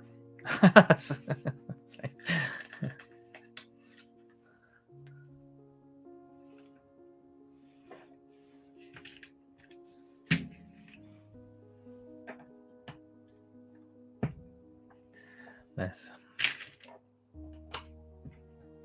Who do you listen to anyway, Redmond? What's your music taste? Burn. Here, do you want some salve for that burn? Yeah, I am relatively eclectic in my music. I can't take like really heavy metal music. That's just a bit OTT. People screaming at a microphone. But generally, yeah, Motown is great.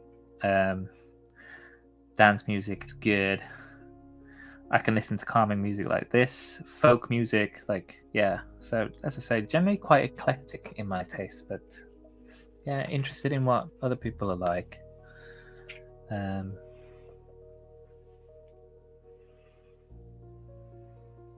Oh, cool. Is that? Oh, that's at an angle. Okay, we'll pop you there.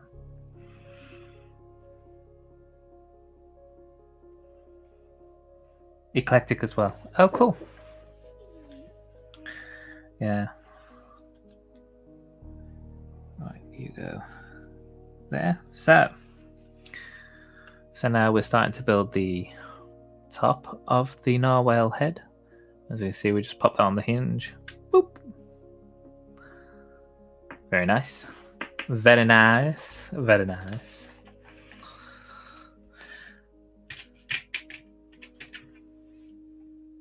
Oh, I'm guessing the last bag might be where we make a choice then.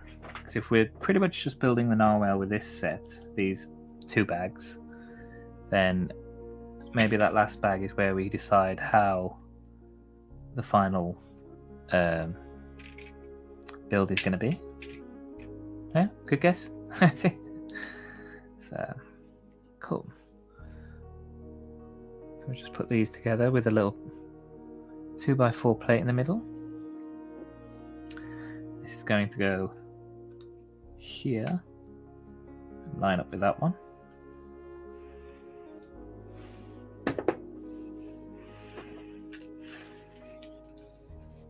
And now this is where we use these really nice large round cornered pieces. And they're going to sit here and here.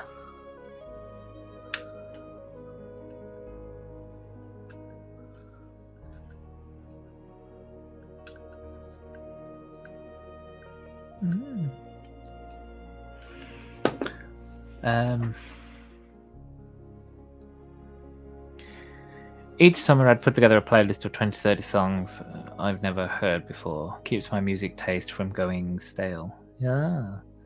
One thing I find that I don't do as much nowadays is actually just listen to the general radio.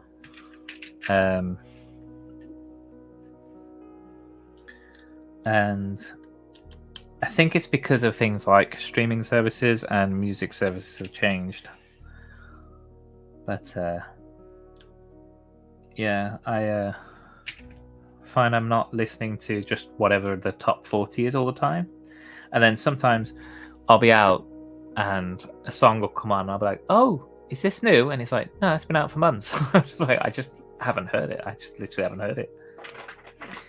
But yeah. But as I always say, in the couple, Carl's definitely the one who's very much more into music.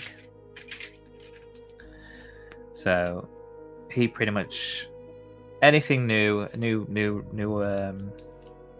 long as it's within his likes and tastes, anything new he's on top of. Like as soon as an album's out, he's out to get it. And he's very much a fan of vinyls as well. So he has a decent vinyl collection of what's new and what's out. So yeah.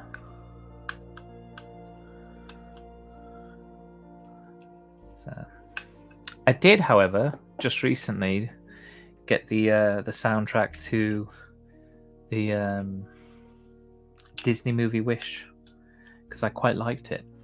I watched that the other day, and yeah, I really like the songs in it.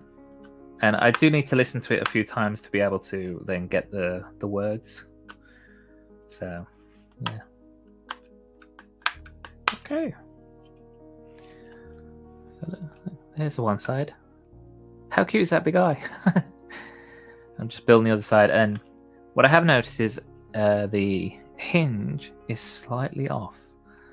So it's ever so slightly angled that way, which, I mean, not Lego's fault, just how it is. Boop. But yeah, it's not bad enough that it's gonna bother me. That's what I'm saying. Yeah.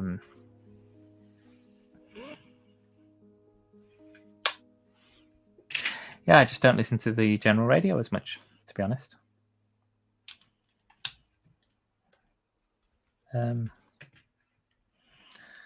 Yeah, I say I'm more likely to get soundtracks. One soundtrack I really loved was the Lord of the Rings soundtrack when the movies came out back in the 2000s. Absolutely adored the music they used in that. It was fantastic.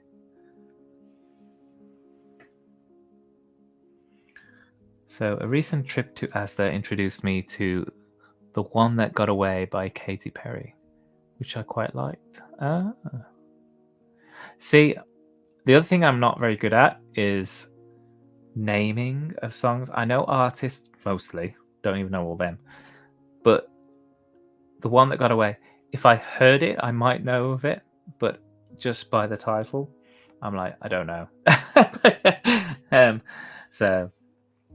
But I'll look it up later and then I'll see if I've heard it. But yeah, when it came to like, if I was playing like trivia stuff, I can't remember things about songs. Not as good as I remember things about films.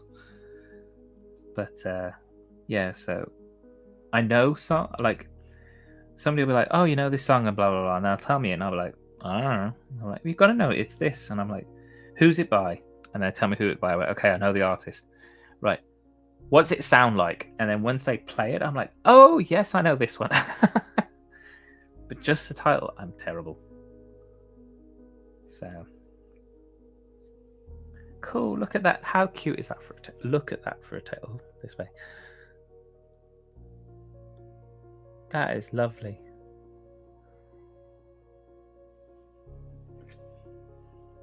So boop, pop you on there. There we go.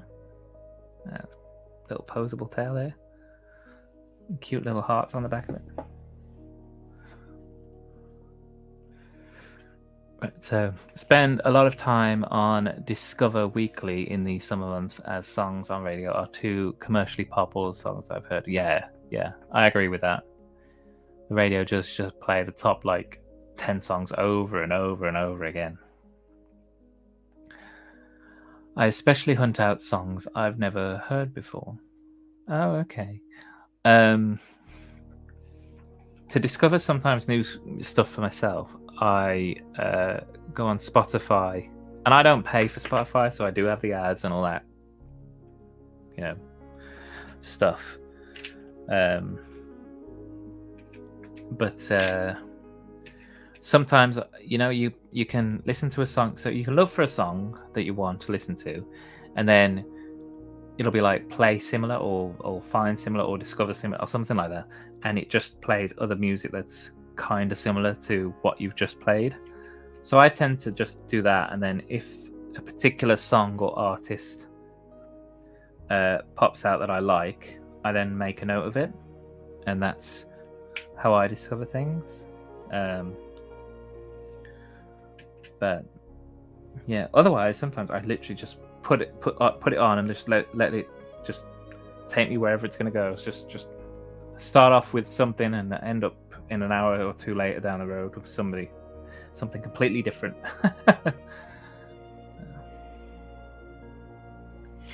And then once the playlist is complete, those are my songs for the rest of the year. Oh, okay, cool, fair enough. Yeah, I have to say, when I do get a certain album or something, yeah, I will listen to that repeatedly for a good while. Saying that, sometimes I will listen to an album and that will get me in the mood for a certain type of music, and then I will do what I've just said, where I'll put that search for that type of music in Spotify or something, or just find a playlist on YouTube as well, depending on where I'm at. And yeah, just let the algorithms find the music for me. Cool. So these are its fins. I don't know what type of fins. I was going to try and remember what type of fins they are on the side of of animals, but see, I wanted to say dorsal fins, but that's not right, is it? I don't know. Fins, anyway. Side fins. There we go. Hey. So here she is, looking gorgeous.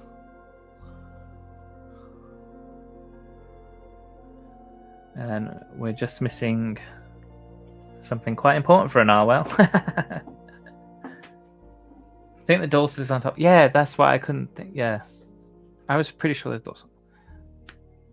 There are terms for the sides of the body, and I can't remember what they are.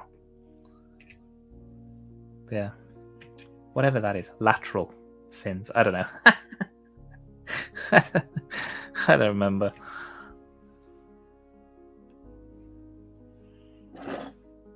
Oh, see, I'm just putting it straight on. Don't even know if that's right. Oh, yeah, okay, that's fine. Yeah, cool. So you got on the top there, and look, he's got a little gold horn. So cute. Is anyone here a marine yeah. Anyone here who's done a biology degree, please get in touch. Let me know what these are.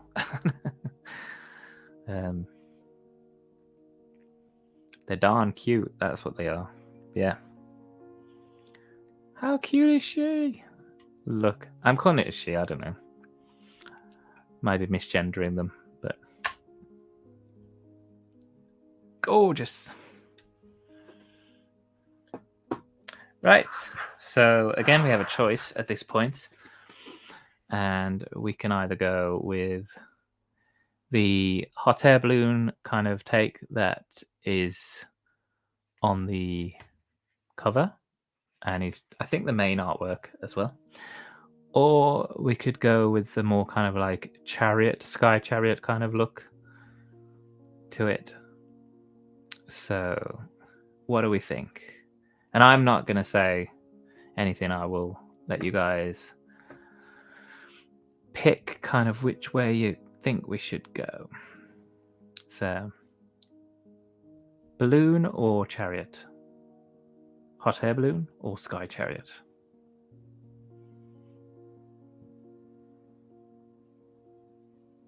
Guess the choice is mine and mine alone.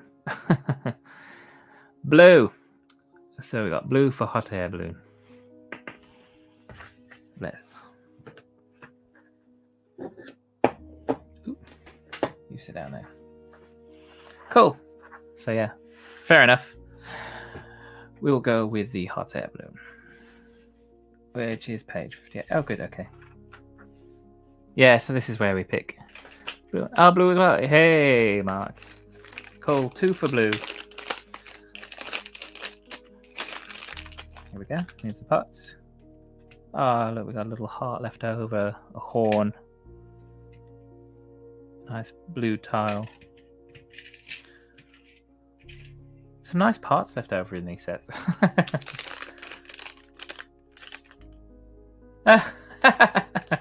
Too late, Mark. We're going blue. You can't stop us.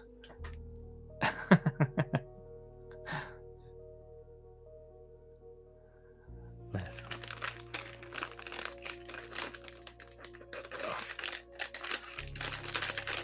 This would be the one bag I can't open. There we go.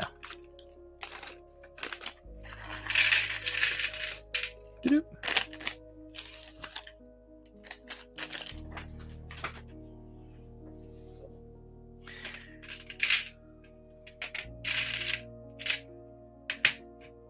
How's your build going, Mark? Have you finished yet?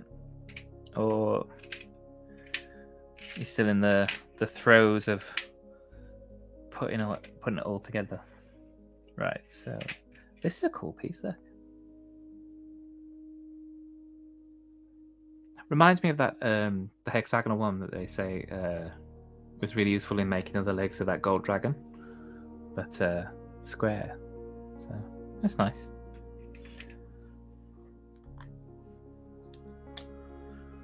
Imagine all the stuff you can hang off there. Right, so we're making some, I'd say poles. I won't say ropes because they don't look like ropes, to be fair.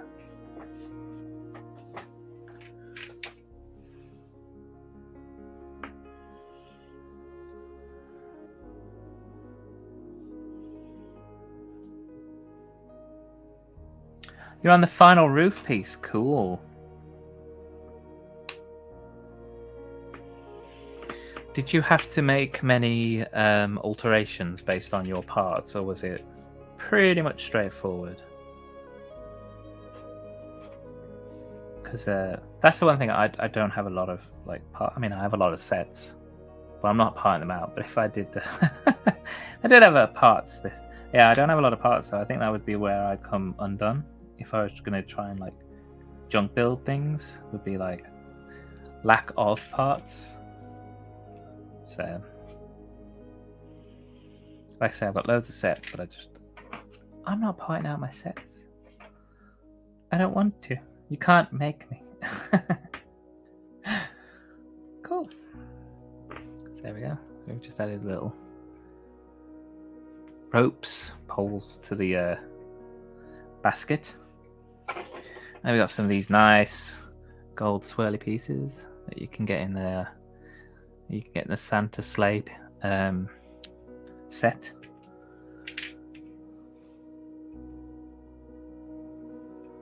Oh, I'll go that way.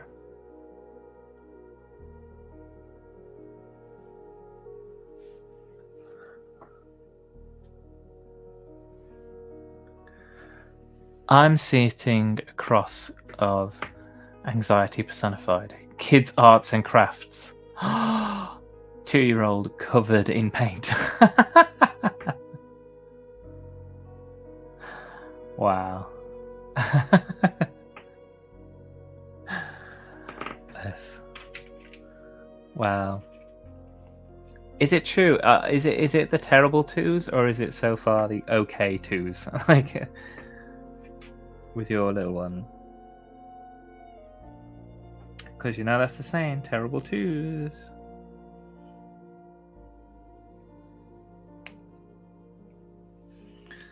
But yeah, I bet it's cute though. Cute little kids covered in paint, looking very proud of themselves. Flipping tons, haha, but it is my style. This is the fun bit though. Doesn't matter if you don't have the piece, being creative makes it all tied together and look cohesive. Okay, cool. Yeah. Yeah, I think if I was going to do any kind of like mocking, I'd probably start with what I refer to as modding rather than mocking. So I'd take sets, or I'd probably just start with taking a set and wanting to put it in a kind of scenery that I'd like to make. Because that's what I have in my head a lot of the time. I don't have the space for it, but I buy sets and I think about how they could be displayed, how you could build a scene around sets. And that's how my mind works. And it's probably because I was into like set building and stuff as part of my degree, where I did drama and theatre studies. So I was very much on the technical side of stuff with that. And yeah, part of that was like set building, and that's how I see things. I see things, how they can be displayed and how they can be set up. Also use that in my retail career, because I've had to dress a few windows and things and make displays in my time. But yeah, that's how my mind works anyway. Yeah, but I'd probably say, yeah, modding. I do modding before mocking. So it depends on the time of day. Oh. And that's how Mark started by, okay, cool. Yeah. Well, that's interesting. How people start. I mean, I get it. That's how a number of people might start. They see a set and they go like, oh, I can make this way, or I want to do something to it to make it this way. And yeah, I guess that's potentially how a lot of people start out mocking. But cool. Nice to know. So it could be on the cards in the future. We'll see. Can you imagine? They're in like, I won't say 12 months, but let's give it 24 months and I'll be there. I'll be displaying at Bricktastic. Yay! And I'll be just as stressed as everyone else trying to make something last minute. Although I do have to say, my own personal organization, I still think I'd get more done than tech. I can't fall that far behind. I can't like not be organized. It would drive me mental.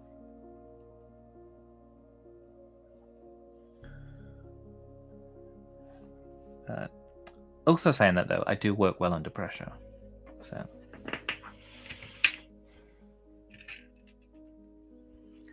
yeah.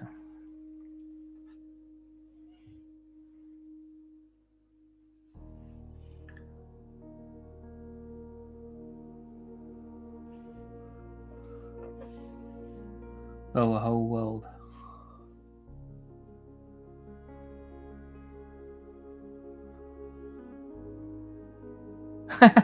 Paint cleanup.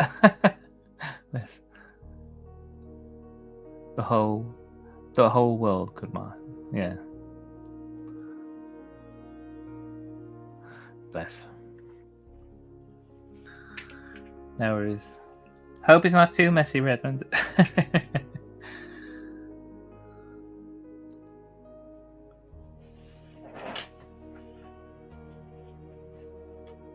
Oh, the whole world could be quicker than Thomas. Oh, sorry.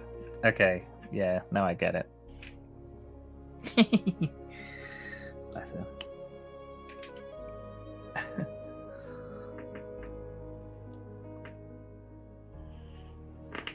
Cool.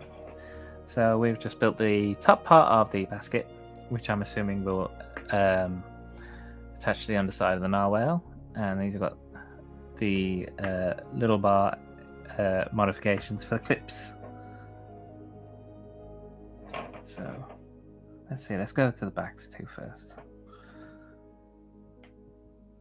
There we go. And then that one on there and that one on there.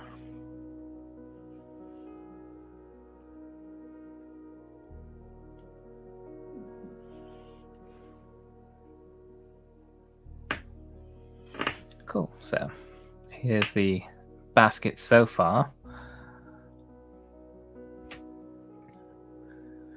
Nice, simple, but cute.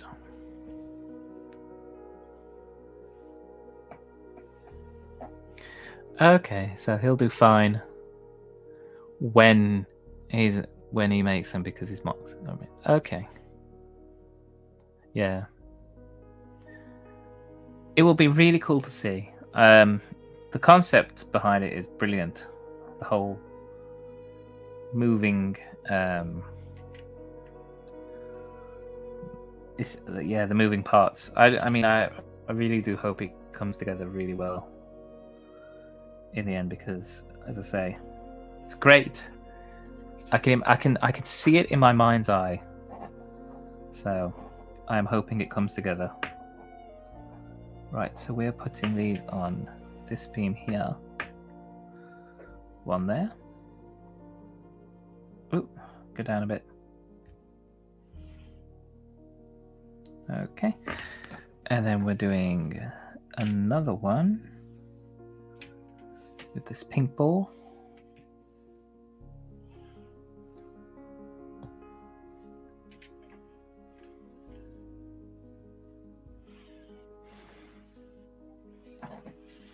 And you're going here.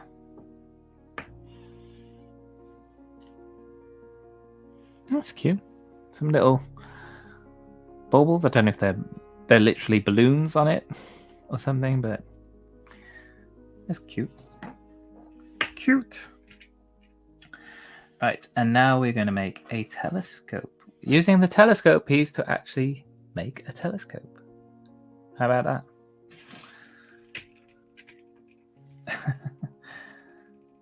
So,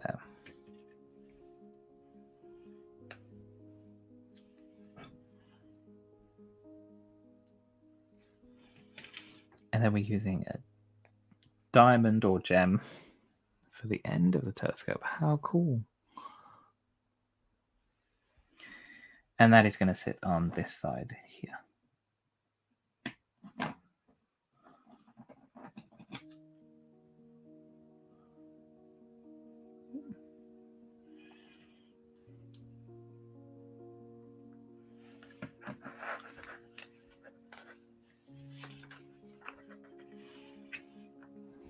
Right, so we've just got one little gem diamond piece left over. Let's see how it is. And then this is attaching to the underside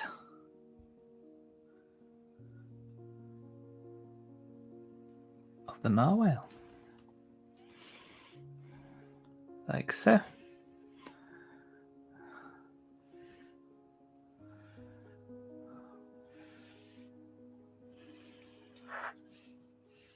And we can add Izzy to it. Stand up? You gonna stand up? Hey, stands up as well. Nice.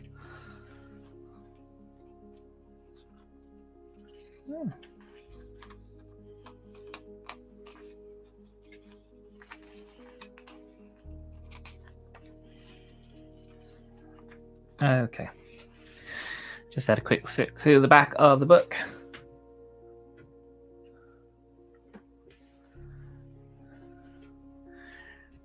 Right. So.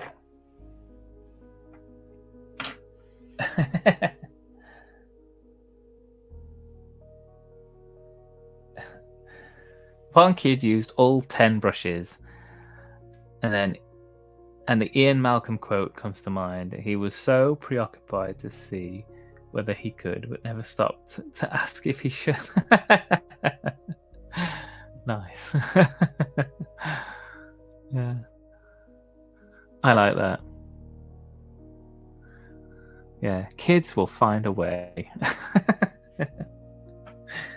That's cool. So this is the narwhal complete. So we have. Let me bring it up on here.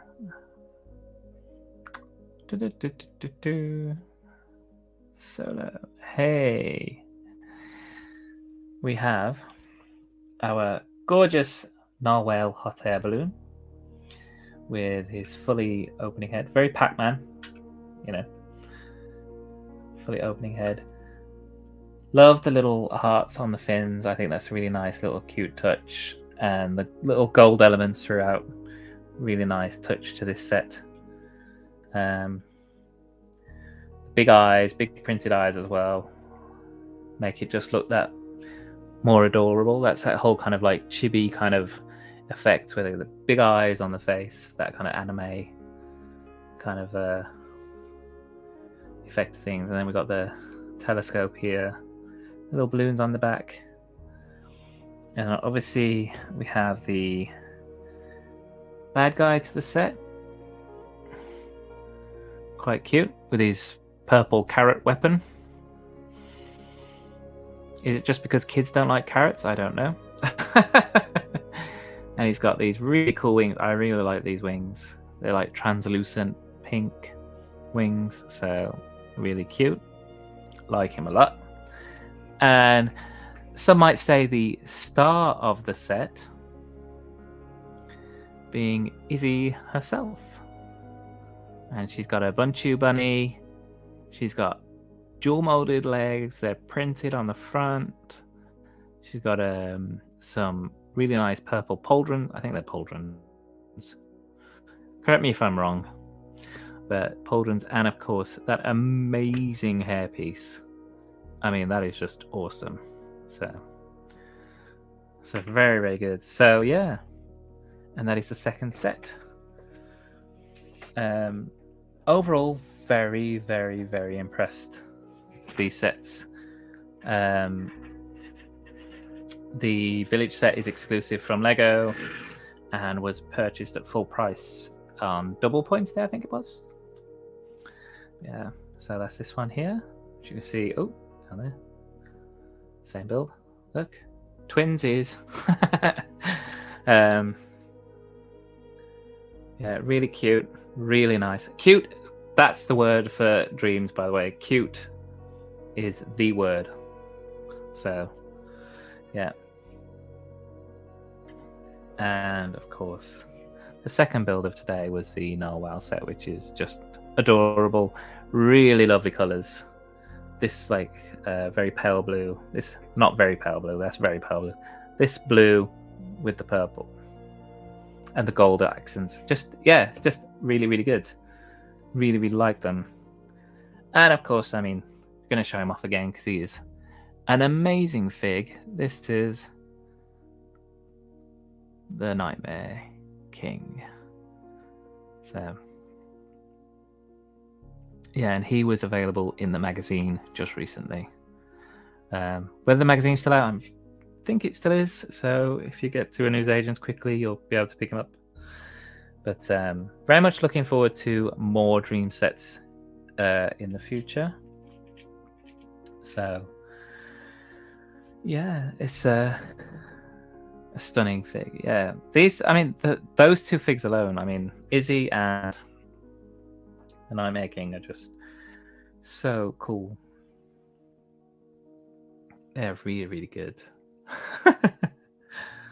Wow. And a sword. That sword. Oh, I can't wait to get like his set with the sword as well. Oh wow. So yes, very happy. I've picked them up, and we'll definitely be getting more of the dream sets through the year, I think.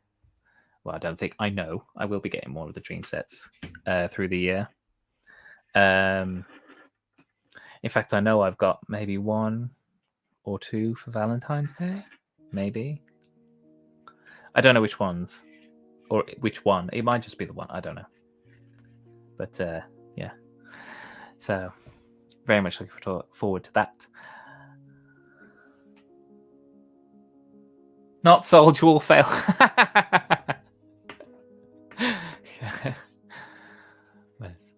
Raymond just wants the easy hair. That's all he wants. You have to wait. Like I said, you can either go and get this £10 set, or you're going to have to wait for it to be in the magazine. So, to wait and see. Or, I mean, all the parts might go up on Pick a Brick. Who knows? Can you imagine if that hair went up? I bet it wouldn't. I bet that would not be cheap. You'll buckle. You'll buckle. You'll give in eventually. Yeah. So, yeah, very happy. Very, very nice. Dreams, good theme. And I'll have to go back now and watch more of the TV show. I've only watched the first few episodes, so yeah, I'll go back and watch more of that and find out a bit more of what's actually going on, I think, with the other characters and such. Yeah. Cool. I'm very happy. All good. So I hope you all have enjoyed today's stream, enjoyed the builds, enjoyed the very calm and relaxed music we've had on today. Again, if you want to know who that is, it's in the description below. Artists are listed along with the websites, I believe, where you can pick these tunes up, and they are royalty free as long as you give accreditation down below. So yeah, no, thank you for being here. I really do appreciate it. Thank you for keeping me company and for the laughs and the good times. Yes. Oh, it's like never.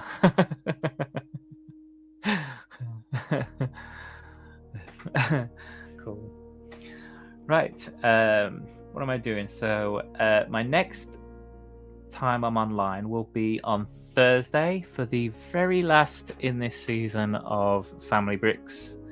Matt is taking a bit of a break from YouTube with the panel show, at least. So I think on that stream I will be building the dragon gift with purchase that we've just had. Just because also I think it's the 10th of February, if I'm not mistaken, is actually the Lunar New Year. So yeah, and I think that's close enough. And then next weekend, all things going well, I will be streaming again, and I will finally open up and start building the Viking village, which I've had on hold for such a long time now, it feels like. So yeah, it's a beautiful set. It's still readily available. Even at full price, it's a really good price for piece count and everything. So, but you could probably find it on sale now through other retailers. But yeah, so next Saturday, I will be starting the Viking village. I'm not necessarily going to say I'll do it all in one go, but we'll definitely be starting it. Yeah. Because I'm very excited for that set, and I know a few others might be as well. So yeah, so thank you everyone for being here today. I will give you all a massive congratulations for making it to the end of the stream with one of these.